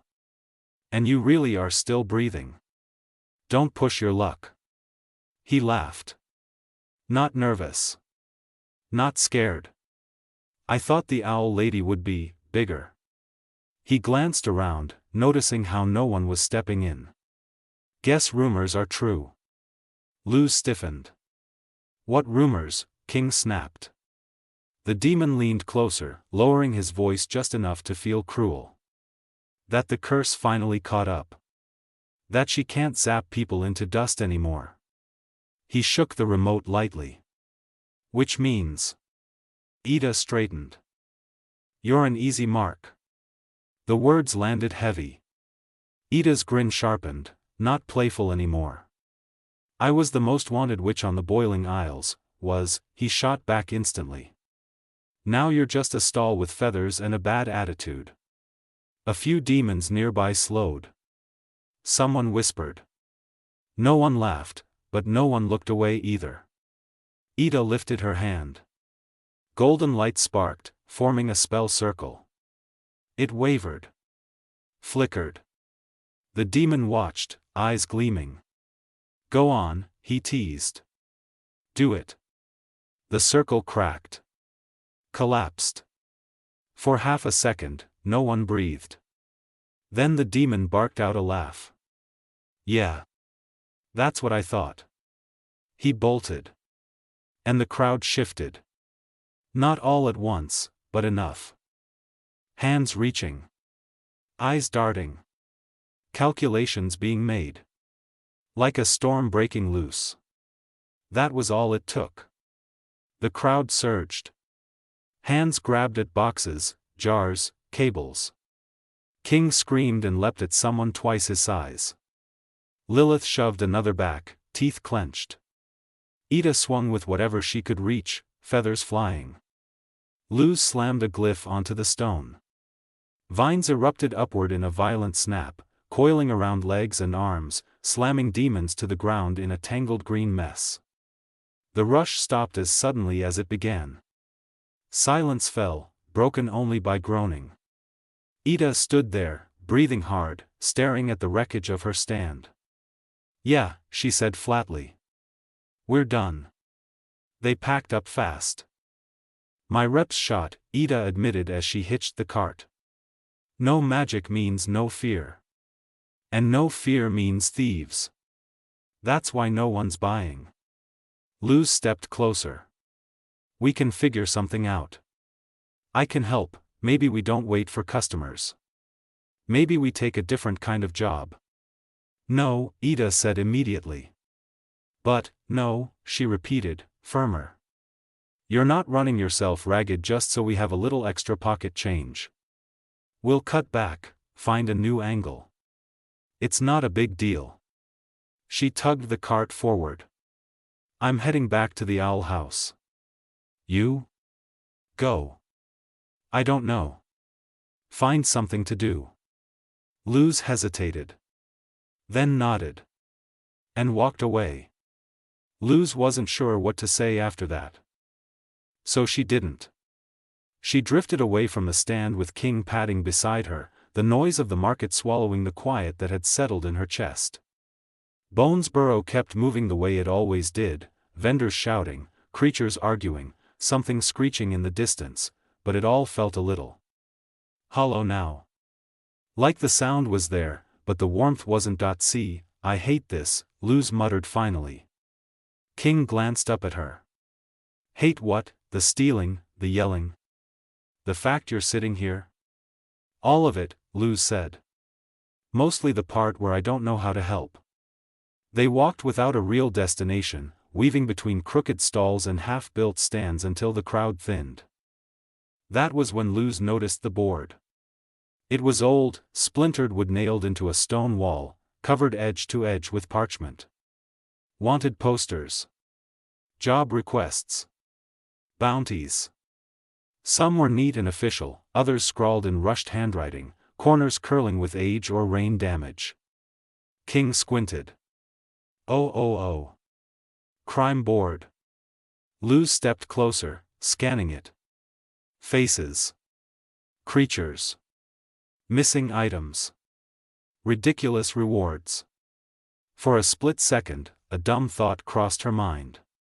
Maybe I could be a bounty hunter. She almost laughed at herself. Then her eyes stopped. One poster sat a little lower than the others, weighted down by a rusted nail. The image was rough, ink-heavy and clearly drawn by someone who'd never seen the creature for long, but it still stood out.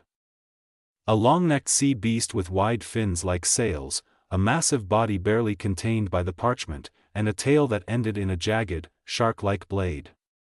It looked wrong, dangerous, lonely. She pulled it free. Selkitimus, Luz read aloud. Ravaging boats along the eastern coast. Capture or slay. High reward. King leaned in. That thing looks like it could eat a house. Luz flipped the page over. The number of snails listed made her breath hitch. That could help, she said quietly. King blinked. Help how? Luz folded the paper once. Then twice. Help Ida, help all of us. Before King could say anything else, Luz was already turning back toward the market. They found Ida and Lilith near the edge of Bones Burrow. Ida's stand half-packed and strapped onto her cart. The feathers were messier now, some crushed under wheels, others drifting loose in the air. Ida leaned against the handle, arms crossed, jaw tight in a way that said she was pretending not to care. This isn't good, Ida was saying. Sales are down again. Worse than yesterday. Lilith adjusted the strap on one of the crates. Human artifacts are losing their novelty. Or my reputation's just catching up with me, Ida shot back. Either way, junk isn't cutting it anymore. Lilith hesitated, then glanced past her. Luz mentioned, finding other work. Ida scoffed lightly. Of course that could work. Any job that pays is better than none. Luz froze a few steps away, King tugging at her sleeve. Ida continued, unaware. But let's be real. Anything that brings in enough snails means no mistakes. Not one. We don't exactly have a safety net anymore. Luz swallowed. Lilith nodded slowly. You're not wrong. Then she tilted her head. Did you ever get that extra pint of apple blood? Ida grimaced. Nope. Blew the last carton. Lilith frowned. Ida, I spent it on griffin eggs, Ida cut in, already defensive. Kid can't digest half the junk on the aisles, and I'm not about to deal with an angry human mom accusing me of starving her daughter. She snorted. Camila scares me more than the Emperor ever did. Lilith huffed despite herself. They finished securing the cart, neither of them noticing the way Luz stood frozen just out of sight, fingers tightening around the folded parchment. Come on, Ida said, pulling the cart forward. Let's head home. They left together. Luz didn't follow. The moment they were gone, the weight hit her all at once. I'm the problem. The thought wasn't loud. It didn't scream. It just settled. If she hadn't been here, Ida wouldn't need to buy special food. Wouldn't need to stretch snails thinner every day. Wouldn't have to worry about feeding another mouth, protecting another kid, explaining another risk. Maybe she should have stayed in the human realm. Her grip tightened on the bounty paper. She looked down at it again. Then she made a decision. I'm not a burden, she whispered, more to herself than to King. I can help. King's eyes widened. Luz, she turned and ran. Toward the docks. Toward the sea. Toward something dangerous and uncertain and useful. King swore under his breath and sprinted after her. When they arrived, neither of them noticed the insignia etched into the ship's far side window. A sharp, golden triangle, clean, deliberate, marked the glass. From it, four stylized wings spread outward, framing a flaming sword driven straight down the center. The symbol of the Emperor's Coven. Naruto brushed his tail lightly across the notepad. The ink he'd dipped the appendage into, marking the page as he sprawled across the couch in his small fox form. The posture looked lazy, almost careless, but the lines forming beneath his tail were deliberate. Seals. Notes. Half-formed ideas he'd already scratched out and redrawn. This was how he'd decided to spend his time. It would still be a few days before he visited Konoha again, so he'd put himself under a kind of self-imposed house arrest for the foreseeable future. Laying low didn't mean staying trapped inside the owl house, it just meant avoiding crowded places, eyes, attention. Hopefully, that would be enough. It didn't stop his thoughts from circling. The Golden Guard. Bellows' nephew. Naruto's tail slowed as the name settled in his mind. Would the new emperor want the portal door? Or was this about revenge, legacy, ego, something more personal? He had no way of knowing, and that uncertainty bothered him more than the bounty ever had. It felt too familiar. Too close to the kind of mystery Bellows himself had once been. Before his thoughts could spiral any further, weight suddenly dropped beside him. Lilith landed on the couch. Naruto glanced up, she didn't notice. Instead, she pulled a half-burnt piece of parchment from her sleeve. The image on it was unmistakable, Lilith in her Emperor's Coven uniform, younger, sharper, addressing a crowd. One of the better depictions from her time recruiting witches into the Coven system. She stared at it, her mouth tightening. What had once felt noble now left a guilt-heavy knot twisting in her chest. Naruto understood that feeling. Even if part of him still didn't want to forgive her past. He was about to look back down at his notes when, "Hey Lily." Naruto. Ida strode into the room with her usual smirk already in place. "So, how do I look?" she asked, grin widening as she struck a dramatic pose, gesturing vaguely at the collection of small, round, beaker-like bottles strapped across her chest. Each one sloshed with bright orange liquid. Naruto spared her a single glance. Then went right back to his seals. Lilith didn't comment at all, not speechless, just quiet, as she folded the parchment and tucked it away. Ida either didn't notice, or didn't care. In one smooth motion, she flopped down onto the couch on Naruto's other side with a sigh. Almost getting our stuff stolen at the market was such an unforeseen situation, she grumbled. Then her expression shifted, sharpening into something mischievous. But it gave me an idea for making a little extra cash. She leaned forward suddenly, invading Lilith's space with a grin. "You wanna come?" Before Lilith could respond, Ida unclipped one of the glass bottles and dangled it in front of her face. "I may not be at full power, but I can still brew potions." "I am quite fine, thank you," Lilith said flatly, pushing Ida away without hesitation. "Same here," Naruto added, not even lifting his head from the notepad. Ida stuck her tongue out playfully, unfazed. A half-smile lingered as she straightened. "Aight." She walked to the door and pulled it open.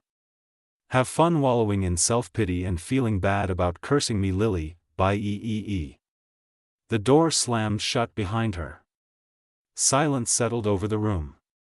Naruto's tail paused mid-stroke, the ink line on the page trailing off unfinished. He pretended not to notice the shift in the air.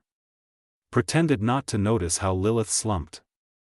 How her expression softened into something quieter, something heavier. Regret sat on her shoulders like weight she couldn't shrug off, and the room felt it. He ignored it. He had better things to focus on. But she didn't seem to notice that. "Naruto." Her voice came slow. Careful. Like stepping onto thin ice. Naruto's ear twitched slightly. He didn't respond. Just waited. "Do you think," Lilith hesitated, her frown deepening. "Do you think I deserve this?" Naruto raised an eyebrow. Lilith went on, quieter now. Do you think every jab she throws at me is justified? Naruto paused. Half confusion. Half understanding.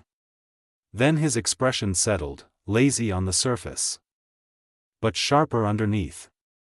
I wouldn't say it comes from nowhere, he said flatly. You did curse her. A beat passed. He lowered his head onto his paws, voice quieter, but heavier. Hell, the only reason you're still alive is because Lou stopped me before I did something stupid. The words weren't loud, but they landed hard. Naruto barely trusted her after the Emperor's castle. And now, with everything shifting, with a new enemy rising, he wasn't about to start handing out second chances blindly. Lilith felt it.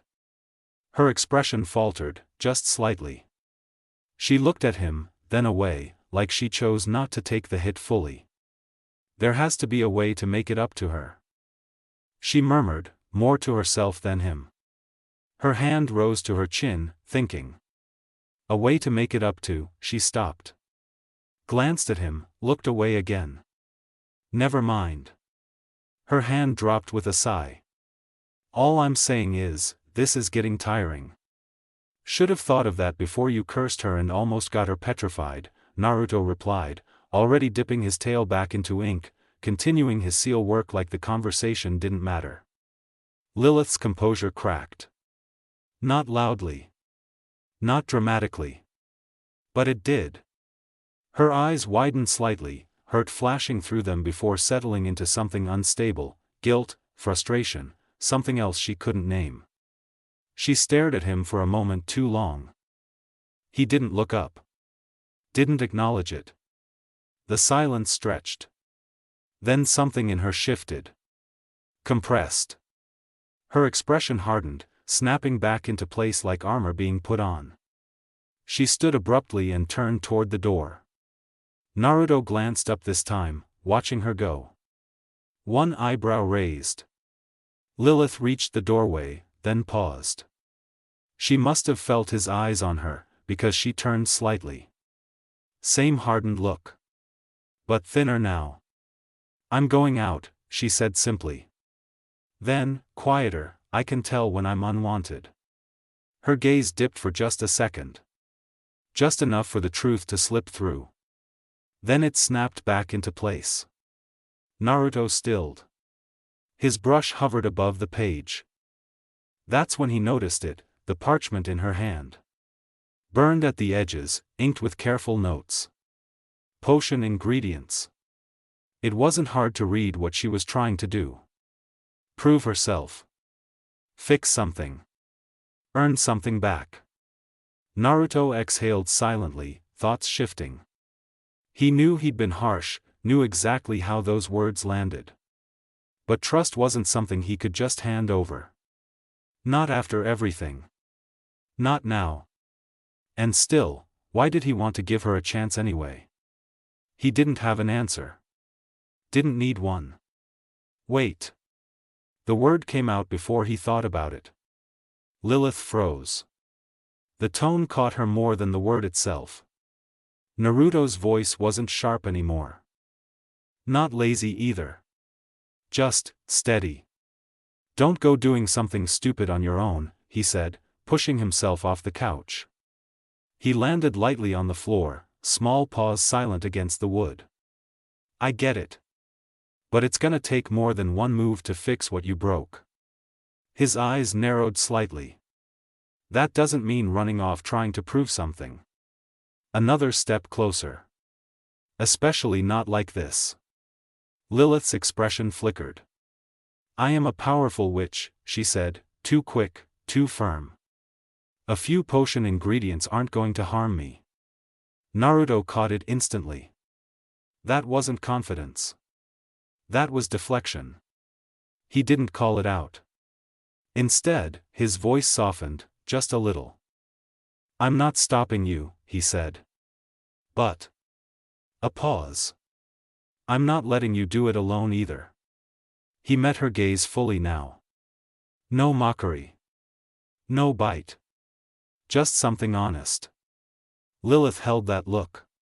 Felt it. All the tension, all the resistance she'd been holding onto, it cracked. Is that so? She asked quietly. Naruto shrugged. Yeah. Now stop standing there and start walking. For a second, Lilith just stared at him. Then, something in her expression softened. Not fully. But enough. Naruto leapt lightly, landing on her shoulder with practiced ease. His small weight settled there naturally, tail flicking once behind him. Lilith didn't flinch.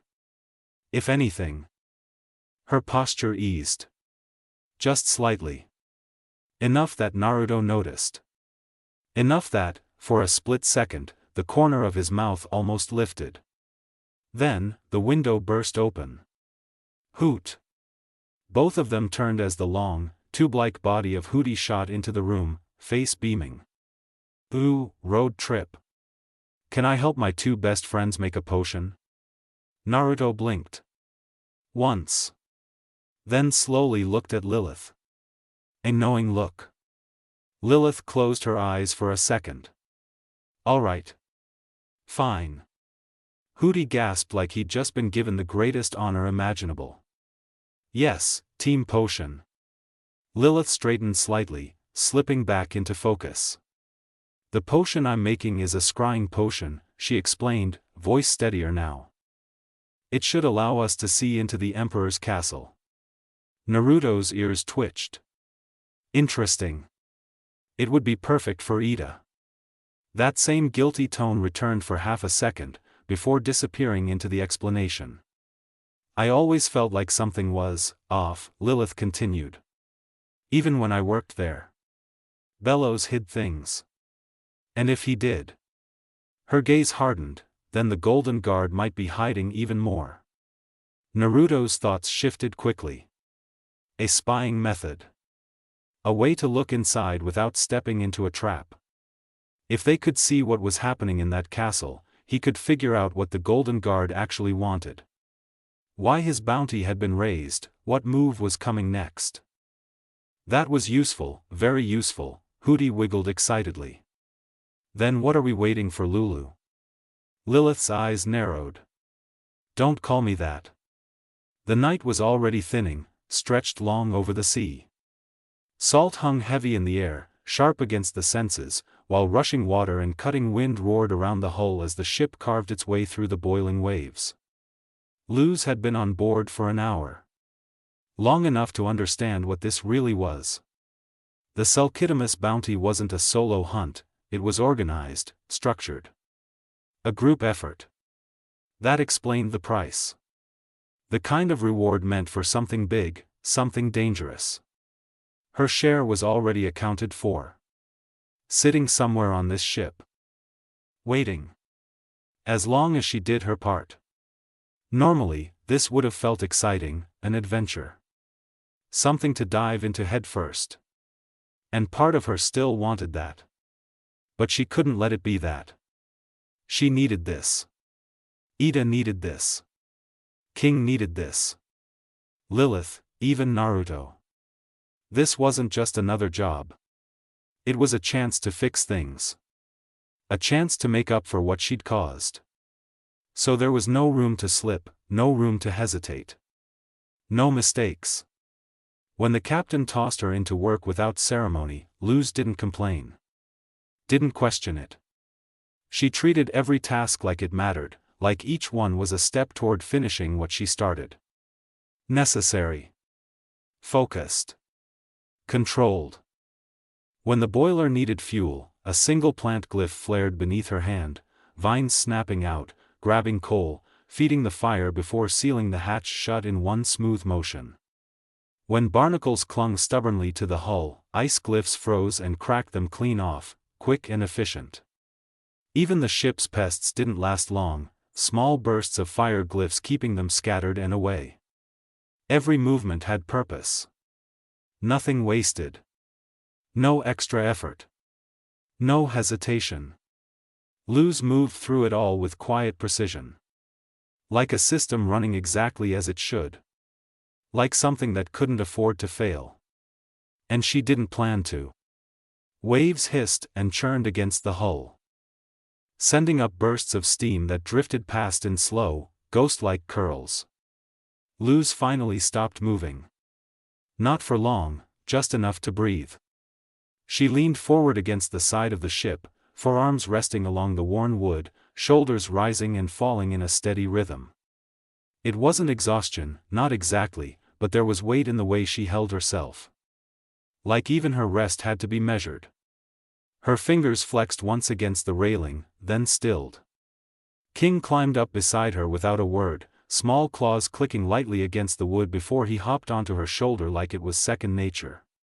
He settled there easily, tail flicking once behind him as he balanced, close enough to feel the quiet tension in her posture. He watched her for a second longer than usual. The wind tugged at her hair. She didn't react. "Hey," he said, tilting his head slightly. "You good?" Luz didn't look up at first. She brushed her hands off against her shorts, like she was clearing something invisible away before answering. "I'm fine." A beat. "Better than fine," she added quickly, pushing off the railing just enough to straighten a little. "Once this is done, we'll be set." King frowned, small arms crossing as he leaned slightly forward over her shoulder. "Right. Just feels like you've been going non-stop." Luz finally glanced at him. The smile she gave was easy. Familiar. Practiced. "I'm just focused." King held her gaze a second longer than he usually would. Like he was trying to decide if that was enough. Then he huffed softly and looked away, shoulders loosening. "Okay, just checking." Luz nodded once, already shifting her weight, already turning back toward the ship before the moment could stretch any further. "So what's next?" The wind shifted, carrying a sharper edge of heat as the ship pushed deeper into rougher waters. The deck creaked beneath steady movement, ropes tightening, sails adjusting with practiced rhythm. "Hey!" The voice cut through the noise. Luz turned. The captain stood near the center of the deck, one clawed hand resting on his hip. He was broad and uneven in shape. His body naturally hunched, with a hard, chitin-like shell peeking through gaps in his layered pirate coat. His face, if it could be called that, was distinctly crab-like, with small, sharp eyes set above a jagged mouth, and thick, segmented arms that ended in heavy claws. A worn tricorn hat sat crooked on his head, feathers and scraps tied into it like trophies from past hunts. He jerked one claw toward her. "Kid, over here." Luz didn't hesitate. She stepped forward, boots thudding lightly against the deck as she approached. The captain looked her over once, then gave a rough nod. "Gotta say," he muttered, voice gravelly and low, "you've been pullin' your weight. More than most rookies we get." Luz straightened slightly. "Thanks," she said, a little more serious than she might have been before. The captain huffed, then turned his gaze toward the horizon. "Good. Means you might actually survive what's comin' next." A beat. "We're pullin' into its territory," he continued, voice lowering just a bit. "Sulkitimus doesn't wander far. Stays close to these waters. Territorial, aggressive." His claw lifted, pointing out toward the rolling sea ahead. "Which means from here on out, you stay sharp. No second chances out there." Luz nodded once. "I understand." The captain glanced back at her, studying her for a second, then gave a short grunt of approval. "Get ready." He didn't get another word out. The ship lurched. A loud, violent bang echoed through the hull as something slammed into it from below. The entire deck shook beneath their feet, wood groaning, ropes snapping tight as the vessel rocked hard to one side. Luz's eyes widened, and she was already moving. She sprinted to the edge, boots skidding slightly as she caught herself against the railing and leaned over. The captain and the rest of the crew rushed in behind her. "What was there?" The captain pointed. Cutting through the water, a large gray dorsal fin. Sharp, fast. slicing through the boiling sea as it moved in tight, aggressive arcs beneath the surface. Steam curled around it, the water churning violently with every pass. "It's circling," one of the crew muttered. Spears were raised immediately. "Take the shot." They flew. One after another, slicing through the air, and bouncing. Metal struck something beneath the surface with dull, ineffective thuds before skipping off into the boiling water. Then, the ocean erupted. The creature breached in one massive, fluid motion, rising from the sea in a surge of steam and heat. Gray. Leathery. Its body was massive, easily rivaling the length of the ship itself, its skin thick and worn, built to withstand the boiling waters it called home. Seaweed clung to its form, draped across a wide, seal-like maw lined with blunt, crushing teeth. Its neck stretched long and powerful, lifting its head high above the deck as water poured from its body in sheets. Two dorsal fins cut down its back, sharper and larger than the first glimpse suggested. Its chest expanded, and held. The remaining spears struck. And did nothing. They clattered harmlessly against its body, absorbed by thick hide and sheer mass. Then the creature moved. Its tail, long, heavy, and ridged with strength, rose from the water and slammed down. The impact exploded against the sea, sending a massive wave crashing into the side of the ship.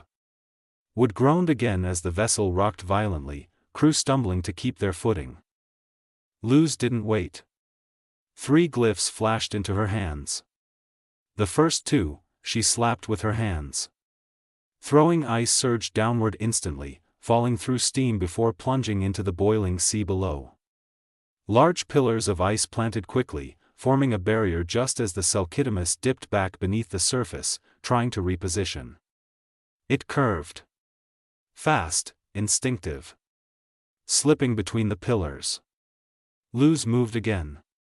The third glyph flared, and she threw it ahead of the creature's path. A wall of ice exploded downward from into water, thick and wide, forming both a barrier and a sudden platform directly in front of it. The Selkitimus had no time to react.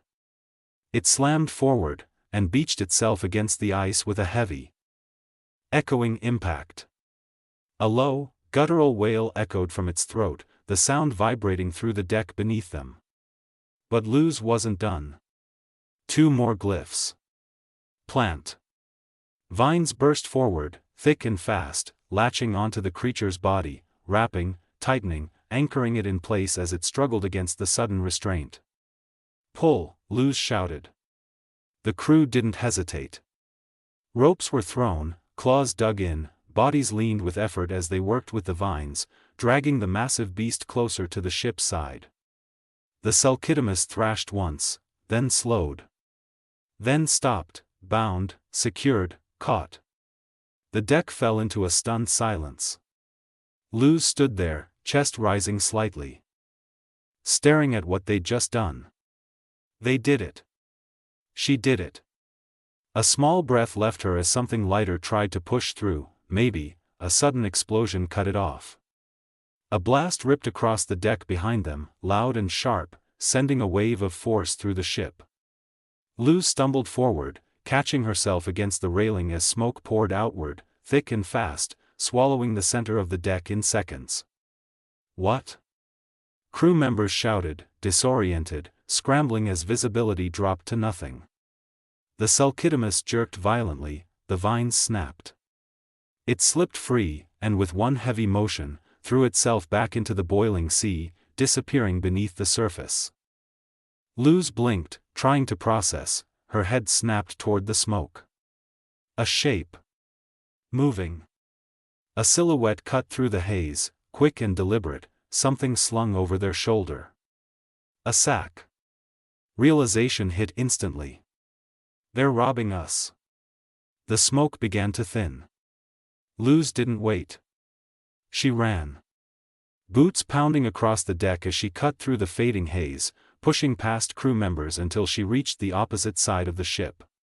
And there, the figure leapt overboard, landing into something that barely counted as a boat. A bathtub.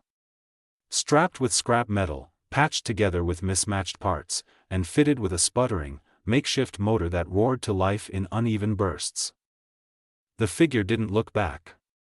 The engine kicked, and the tub shot forward across the water, cutting away fast. Luz narrowed her eyes, trying to make out who it was, but the distance and steam made it impossible. King leaned forward on her shoulder, squinting. I think they just stole the money." Luz shook her head immediately. "No," her voice was sharper now. Focused. "I still have a job to finish." Another glyph was already in her hand. Ice. She slammed it forward. She threw a platform of ice into the boiling water just below the ship, wide enough to stand on, stable enough to hold. Luz didn't hesitate. She jumped. King yelped, then followed. They landed hard against the ice, the heat from below rising in waves as steam curled around their feet. Another glyph, fire, she activated it behind them. In a large torrent of flame the ice surged forward, propelled by a burst of force, skimming across the boiling surface like a launched blade. Wind tore past them. Steam split around them. The makeshift boat ahead bounced violently across the water, engine sputtering as it raced toward a jagged island rising in the distance. Luz leaned forward, steady, controlled. Eyes locked ahead. No hesitation.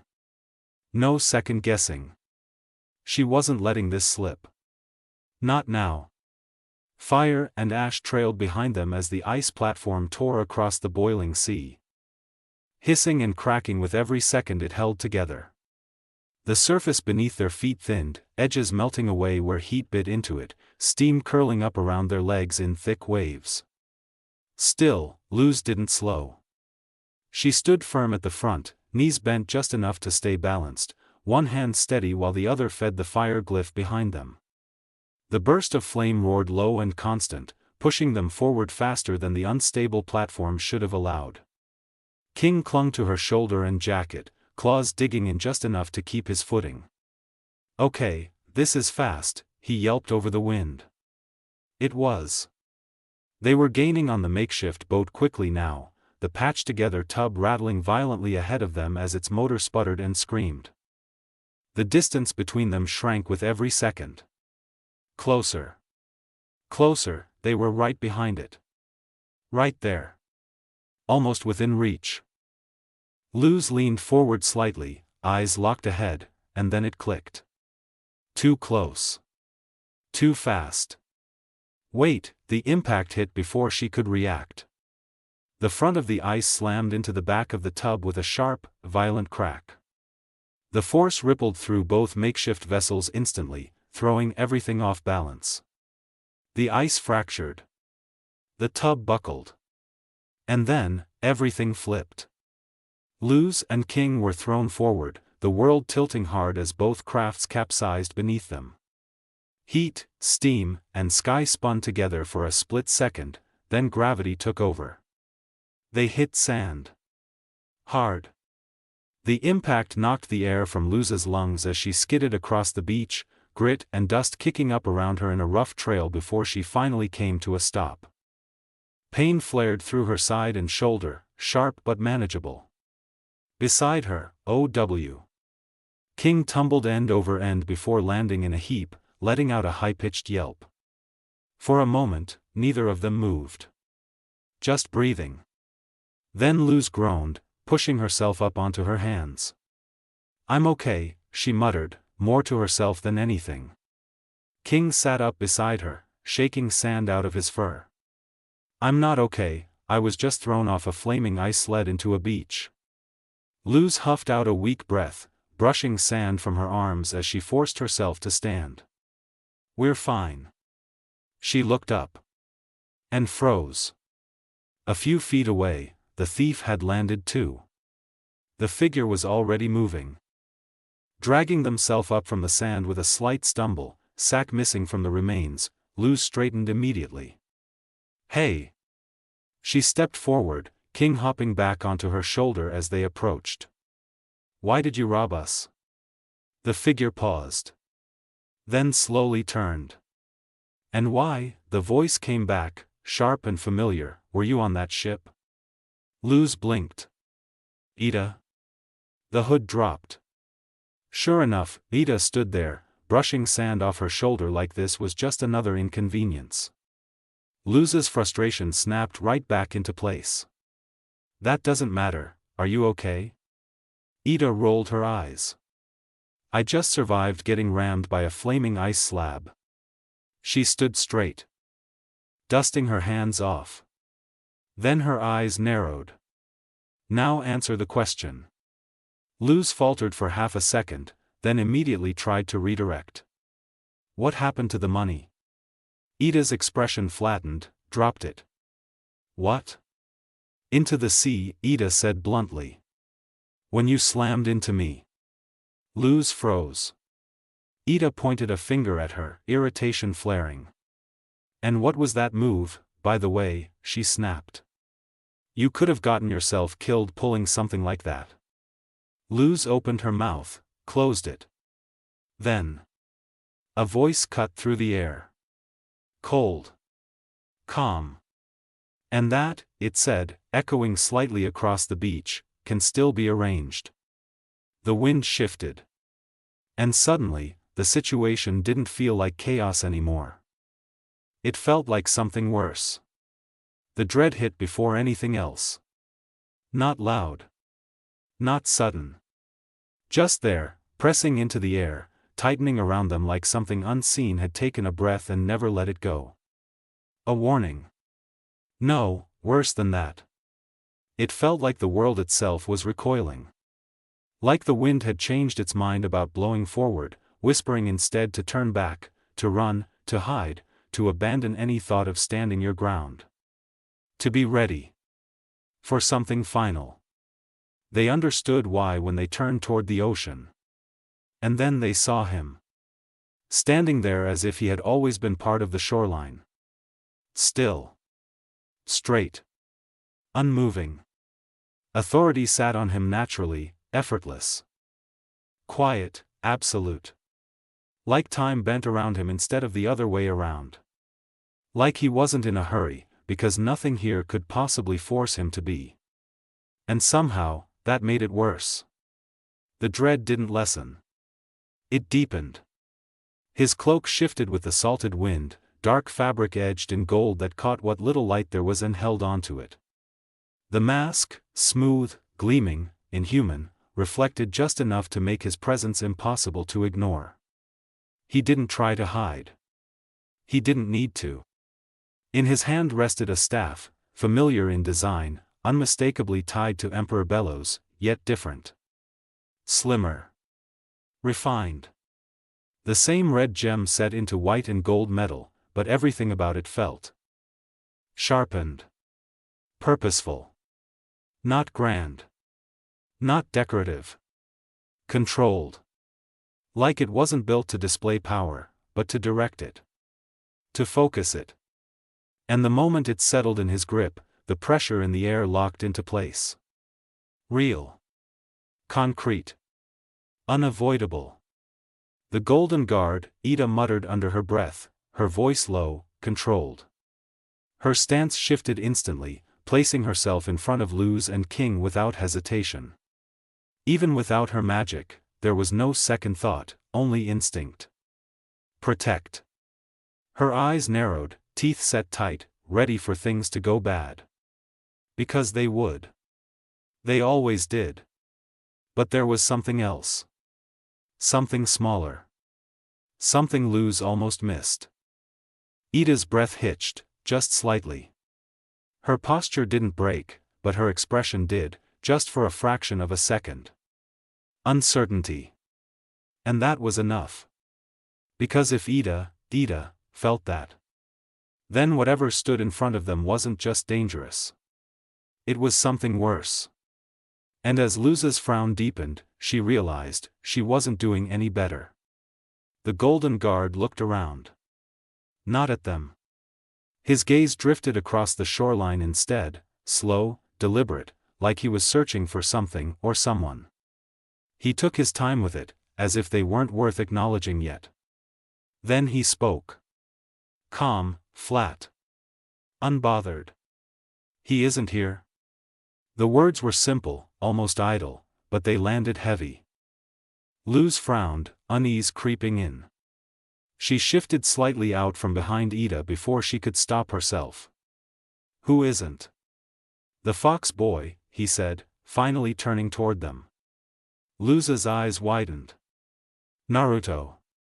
Before she could process it, his voice cut back in, just as calm, just as controlled. I suppose it doesn't matter, he sighed, dipping his head slightly, annoyance threading faintly through his tone.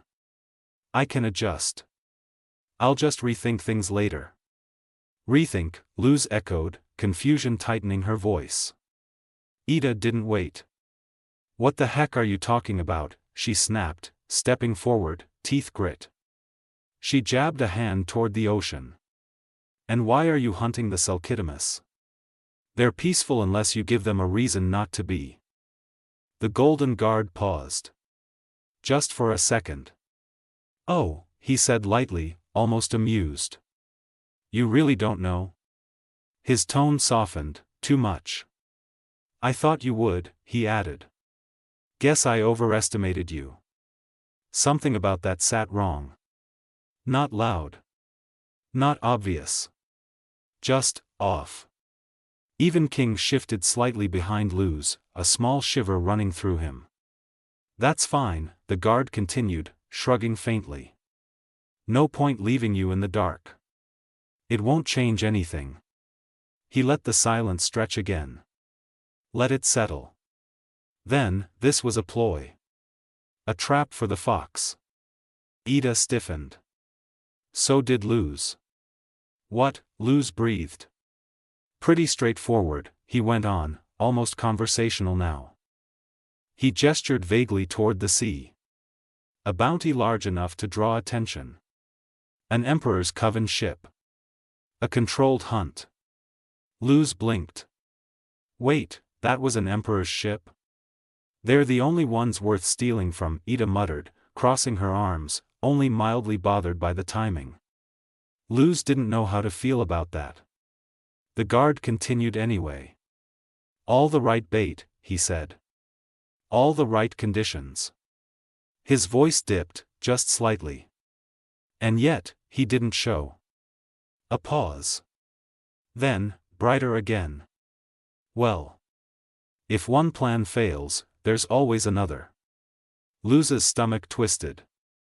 Or, he added, tilting his head, you adapt. Ida narrowed her eyes. What exactly are you planning? Short stack. That made him stop. Not for a beat. For longer. 5 seconds. And in that silence, something shifted. The air tightened. Pressed inward. What had felt like tension before now felt, heavy, suffocating. When he spoke again, the calm was still there, but sharper. Colder. I think, he said slowly, we send the fox a message. His staff lifted, pointing lazily toward them. You'll do. Luz froze. Ida didn't move. King went completely still. The guard's tone softened again, but this time it didn't feel light. It felt precise. Not too much damage, he continued. Just enough.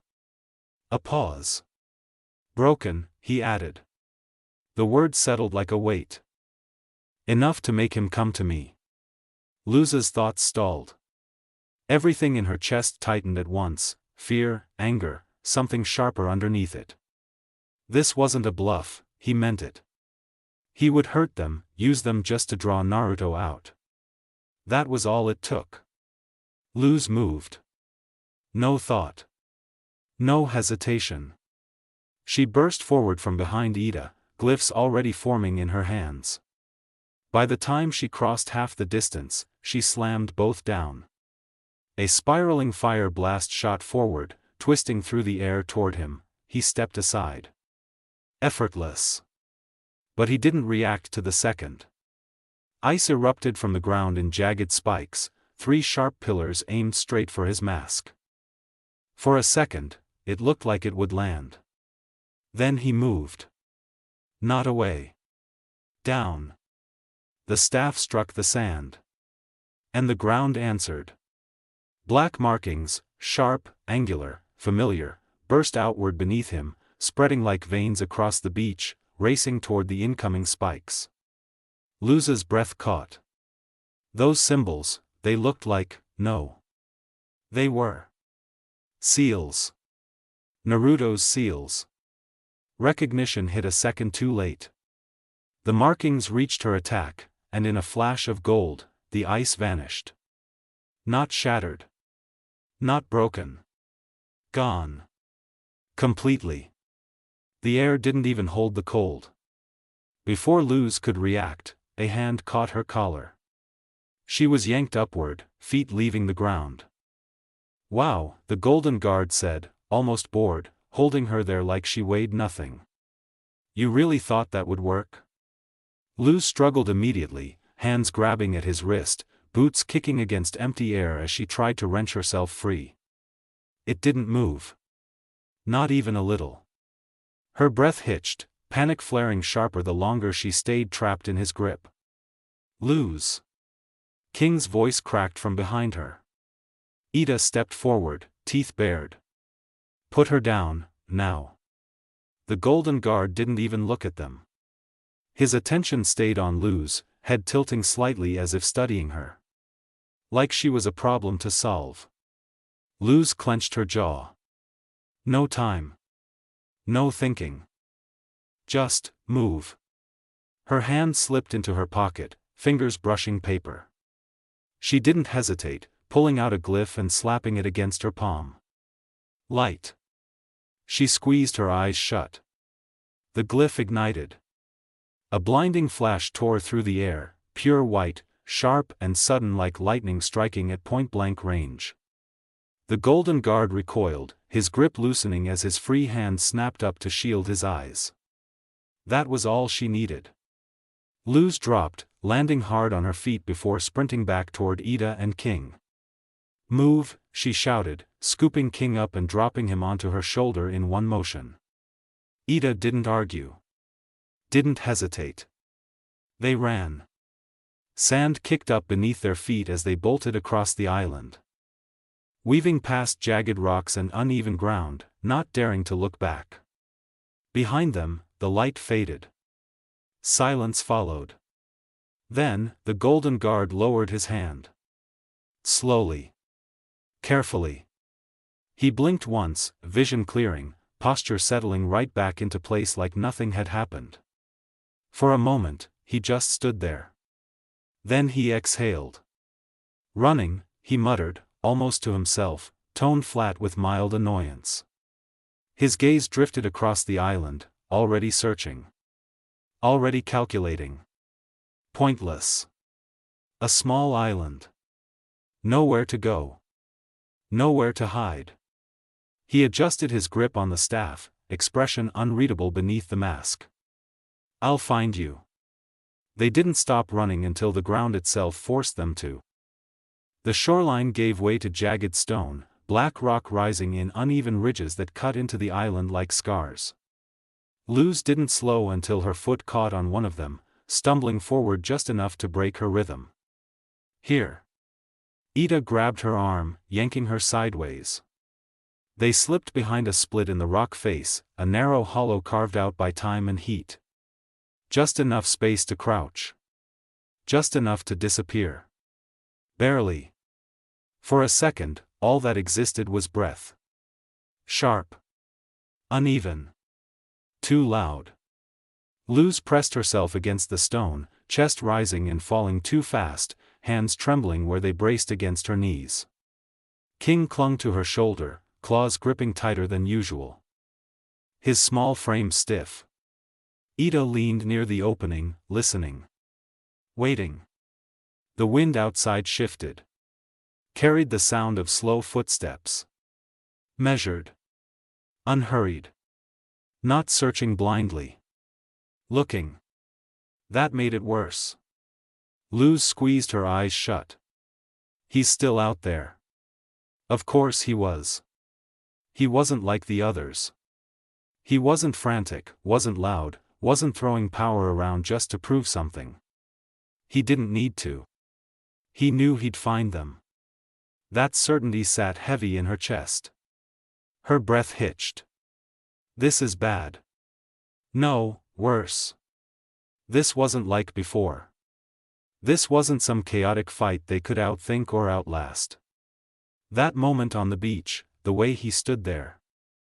The way he spoke, the way he looked at her. Like she wasn't even the target. Just something in the way. Luz swallowed hard. Her hands curled tighter. This is my fault. The thought came quick. Too quick. I came here. I took the job. I thought I could fix this. Her chest tightened. I had it, she muttered under her breath, barely audible. I almost had it. The ship, the bounty, the plan. If she had just done it right, if she had just been faster, if she hadn't messed up. Her thoughts tripped over themselves, speeding up, trying to find something, anything, to hold on to that made this make sense. I just needed to finish it, she said, louder now, words spilling out unevenly. If I got the Selkitimus, we would have had the money, and then none of this. Her voice cracked. She stopped. The silence that followed felt heavier than the chase. Ida turned slightly, glancing back at her. Luz didn't notice. She was staring at her hands, like they'd betrayed her. I made it worse, she said, softer now. And that was the one that stuck. Because it felt true. I thought I could fix things, she went on, breath shaking. I thought if I just did enough, if I helped enough, then everything would be okay and, her words faltered again. Her chest tightened. And now he's after Naruto because of me. That landed hard. King shifted on her shoulder. Luz, I didn't listen, she cut in, shaking her head, frustration rising with every word. You said it was dangerous, Ida said it was dangerous, and I still. She stopped again. Because she didn't have an excuse. There wasn't one. I just thought I could handle it, she finished, quieter. The admission hung there. Ugly. Heavy. Real. For a moment, no one said anything. The wind outside howled faintly through the rocks. Luz's breathing slowed, but it didn't steady. It just dragged. Like every breath weighed more than it should. Ida watched her for a second longer. Then sighed. Hey. Luz didn't look up. Kid, Ida said, sharper this time. Knock it off. That made Luz flinch. Her head lifted just enough to look at her. Confused. Hurt.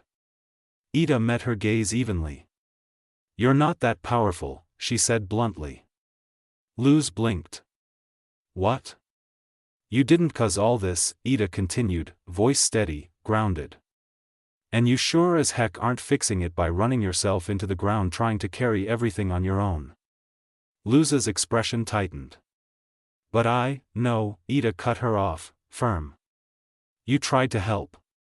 That's not the problem. She leaned back slightly, arms crossing. The problem is you decided it was all on you. That hit. Luz's breath caught again. She started, but the words didn't come out right. I didn't want to make things harder for you, Ida's expression softened, just a little. Too late for that, she said dryly. You're part of this mess whether you like it or not. Luz huffed a weak breath, something close to a laugh, but it didn't last. Ida tilted her head slightly. Look, she went on, quieter now. You think I'm struggling because of you? Luz hesitated. Didn't answer. That curse, that's mine, Ida said. Always has been. You didn't put it there. You didn't make it worse. Her gaze sharpened just a bit. If anything, you're the reason I'm still here to complain about it. Luz's throat tightened. I just wanted to help. I know, Ida said. Simple. No sarcasm, no teasing. Just truth. And you did, she added. You do. That's kinda your whole thing. A beat. But you don't get to decide you're the only one who can fix everything. Luz looked down again. But this time, it wasn't as heavy. Still there, still present. But not crushing. King nudged her cheek lightly with his head. We're a family, remember, he said, softer now. You don't have to do it alone. Luz exhaled slowly. Her shoulders dropped. Not completely relaxed, not okay, but less tight. Less desperate. Yeah, she murmured. Outside, the wind shifted again. Footsteps echoed faintly across the stone. Closer. Ida's posture changed instantly. Attention snapping back toward the entrance. All right, she muttered. Break time's over. Luz pushed herself up, steadying her breath. Not perfect. Not fixed. But clearer. Her grip tightened, not out of panic this time. Out of focus. Okay, she said quietly. We need a plan. Luz's voice became low but firm. Running at him didn't work. Hiding won't work forever. Ida didn't argue. She glanced toward the narrow opening, then back at Luz, eyes narrowing in thought. That flash thing you pulled earlier, she said. That wasn't bad. Luz winced slightly. That was my last light glyph, she admitted. I haven't had time to make more with everything going on. A beat. And even if I did, she added, quieter, he wouldn't fall for it twice. Ida huffed. Then we don't do the same thing twice, she shot back. You and the furball have been practicing with those things, right? Has to be something new in there. That made Luz pause. Her hands tightened slightly at her sides. There is something, she said slowly. Ida's brow lifted. But, she prompted. Luz hesitated. It's not finished, she admitted. Naruto and I, we figured out that glyphs can connect. Like, combine. New effects, different outcomes. Her eyes flicked downward, thinking. We just, never figured out why it works. Or how to control it fully. Ida tilted her head. So it's unpredictable. Yeah, Luz said. And I'll need help drawing it. That made Ida grin, sharp, a little wild, but genuine. Kid, she said, cracking her knuckles lightly, I've been ready to draw my first glyph. I was just waiting for you to teach me. That pulled a small smile out of Luz despite everything. Guess we're doing this now, she said. She dropped to one knee, pulling out paper, hands moving quicker this time, not rushed, but focused. Okay, so me and Naruto have figured out you can alter glyphs, to do specific things, she explained as she worked. Or, drawing multiple glyphs to do something similar. Light. Fire. Her pen moved carefully, connecting them. And then you connect them together. A larger circle sealed the design. The moment it was complete, the air around it felt different. Charged. Unstable. Last time we tried this, Luz muttered, lifting it carefully, it made a huge blast. Ida glanced toward the entrance again, hearing the faint crunch of sand outside. Good, she said. That's exactly what we need. Luz nodded, swallowing. By time, she said. Then we run. Then we run, Ida agreed. A breath. Then they moved. They stepped out together. The golden guard was already waiting. Of course he was. Standing where stone met sand, staff resting lightly in his hand, posture unchanged, like he hadn't moved at all. Like he hadn't needed to. Luz didn't hesitate. She threw the glyph. Light and fire collided and erupted. A sustained large golden blast roared outward, heat and brilliance swallowing the space between them, bending the air itself as it surged toward him. For a moment, it worked. Then the staff struck the ground. Black markings spread. Fast. Precise. They didn't destroy the blast. They caught it. Twisted it. And sent it back. Ida. The impact slammed into them before either could fully react. Heat ripped across Luz's side, throwing her off her feet as she hit the ground hard, rolling across rough sand and stone. The breath was knocked clean out of her lungs. Pain flaring sharp and immediate. King yelped beside her. Ida staggered back, catching herself with a rough exhale. The light faded. The golden guard stepped forward. Untouched. That was new, he said, almost mildly. Luz pushed herself up, arm shaking slightly as she forced air back into her chest. Not enough. Her thoughts didn't spiral this time. They settled. Heavy. Clear. They couldn't beat him. Couldn't even distract him long enough. Ida's eyes flicked once, to Luz, to the shoreline, to the wreck of their options, then she snapped her fingers. Boat, she said. Luz blinked. What? No time, Ida shot back, already moving. Grab it.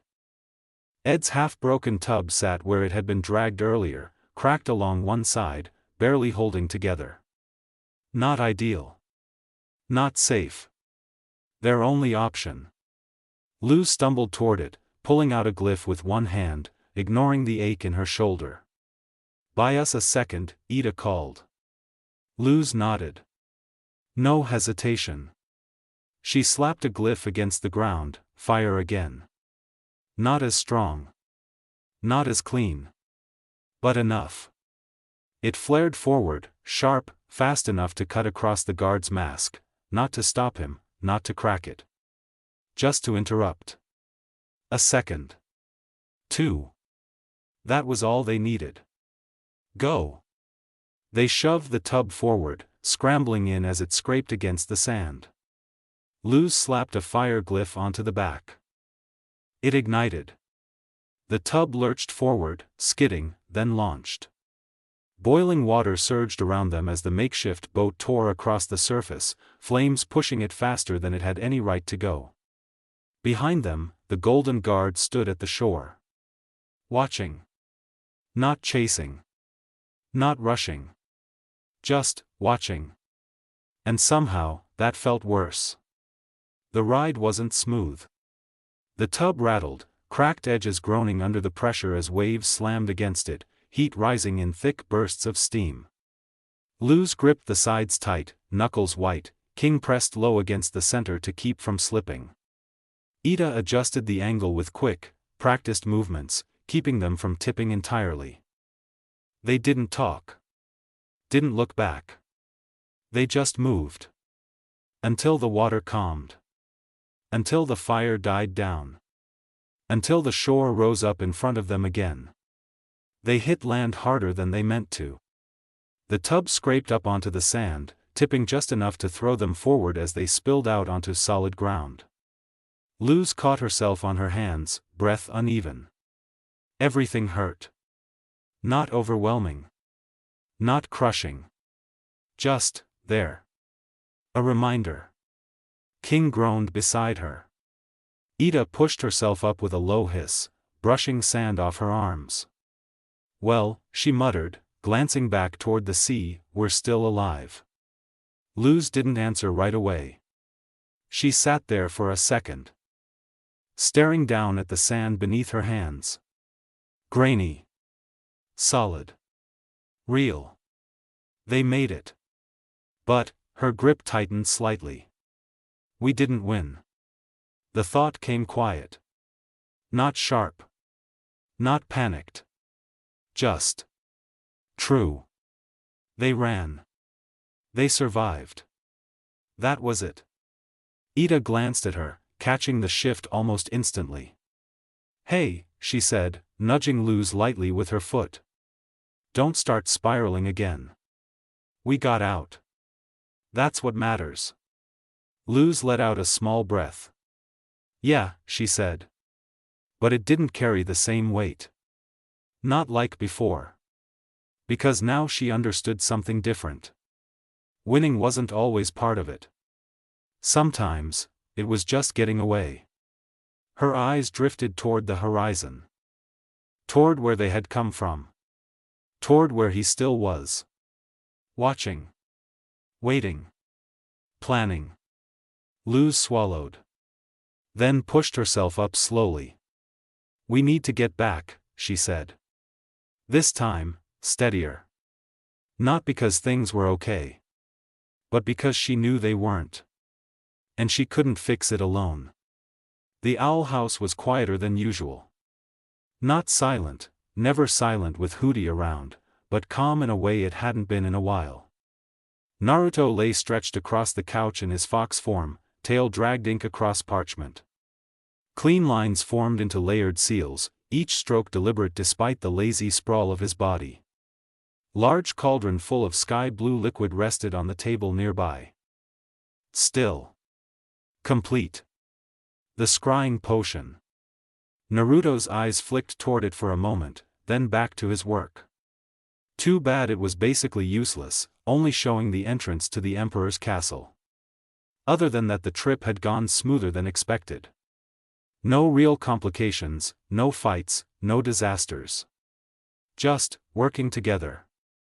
Lilith had led most of it, focused, careful, not forcing herself into redemption, just, doing what she knew.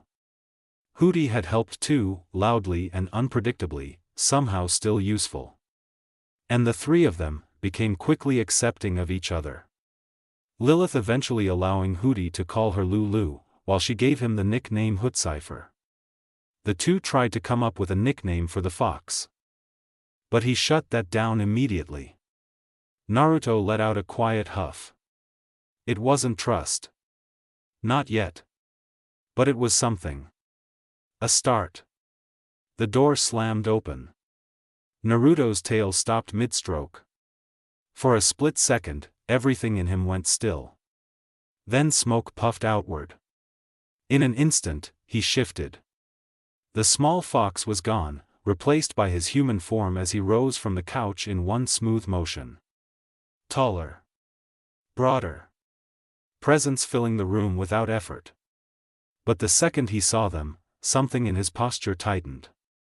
Luz stepped in first. Then Ida. King close behind. They looked off. We're back, Luz said, too quick, too bright. Everything's, fine. Naruto didn't answer. Didn't blink. His eyes locked onto Luz instantly. Sharp. Focused. Then they widened slightly. Just slightly. His gaze dragged over her slowly. The hitch in her breathing. The stiffness in her arm. The bruising scattered across her skin. Naruto's jaw tightened. One of his hands flexed once at his side before stilling completely. He moved. Not rushed. Not loud. Just suddenly there. Close enough to see clearly. You're hurt. Flat. Controlled. But quieter than usual. Luz blinked, then waved it off almost immediately. It's nothing, she said quickly. Just, rough landing, that's all. Naruto didn't argue. Didn't question it. But his eyes lingered longer this time. Too long. Like he was making sure she was actually standing. Actually breathing. Actually okay. Then he lifted a hand carefully onto her shoulder, closed his eyes briefly, and activated one of the healing seals stored beneath his skin. A soft glow spread over the bruises. The marks faded slowly. Luz blinked. Thank you. Naruto lowered his hand immediately afterward. That was it. No explanation. No fuss. But even after stepping back, he didn't go far. Didn't fully relax either. Like part of him was still checking for injuries even while standing still. King noticed. Didn't say anything. just watched Naruto for a second longer than usual. Ida, however, wasn't subtle. "Ooh, someone's worried about his girlfriend," she drawled, crossing her arms while looking Luz over. Luz immediately turned red, sputtering while waving her hands around in denial. Naruto reacted too, barely.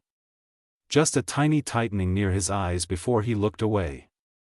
Which honestly told Ida more than a reaction normally would. A smirk tugged at her lips. But she let it go. "Anyway," Ida yawned, stretching lazily, "I'm heading to bed before I decide to go back out and rob someone properly this time." She waved dismissively while walking off. "Try not to bring any more trouble home, yeah?" Then she disappeared down the hall. Silence settled briefly afterward. Naruto's attention never really left Luz. "So," he said finally, tone quieter now, "what happened?" Luz's blush faded. She hesitated for a second, then exhaled. "The Golden Guard." That got his full attention. Not outwardly dramatic, but sharper. Focused. "We got out," Luz added quickly. "But it wasn't really a win." Naruto tilted his head slightly. "Explain." "So they did." Luz talked first, about the bounty, the ship, the reveal. Ida filled in the gaps before she left. King added bits where needed. The story came together piece by piece. Naruto didn't interrupt. Didn't react. Just listened. Until, and he used seals, Luz finished. That was it. That was the shift. Naruto's eyes narrowed slightly. His posture changed, not tense, but attentive in a different way. Seals. The way she described it, precise. Controlled. Not wasted. His gaze drifted for a moment, unfocused. Thinking. Then settled again. Sharp. "So," he said slowly, "he didn't chase you." "No," Luz admitted. "He just let us go." Naruto leaned back slightly. "That means he wasn't trying to stop you." Luz frowned. "What do you mean?" Naruto's eyes met hers. "He was testing you." The words landed heavier than anything else. Silence followed. Naruto's gaze flicked to the scrying potion on the table. Then back to Luz. "And if he's using seals?" He added, quieter now, more to himself than anyone else. His eyes narrowed just a fraction more. "Then he's not just another coven brat." A beat. "Then, he's like me." The room stilled. Because whatever that meant, it wasn't good. That's it for today. I hope you liked the video. Please like and subscribe, and comment ideas if you can, and maybe you could share this with your friends, because you never know, they might like what ifs too. So without further ado, All Kage, out.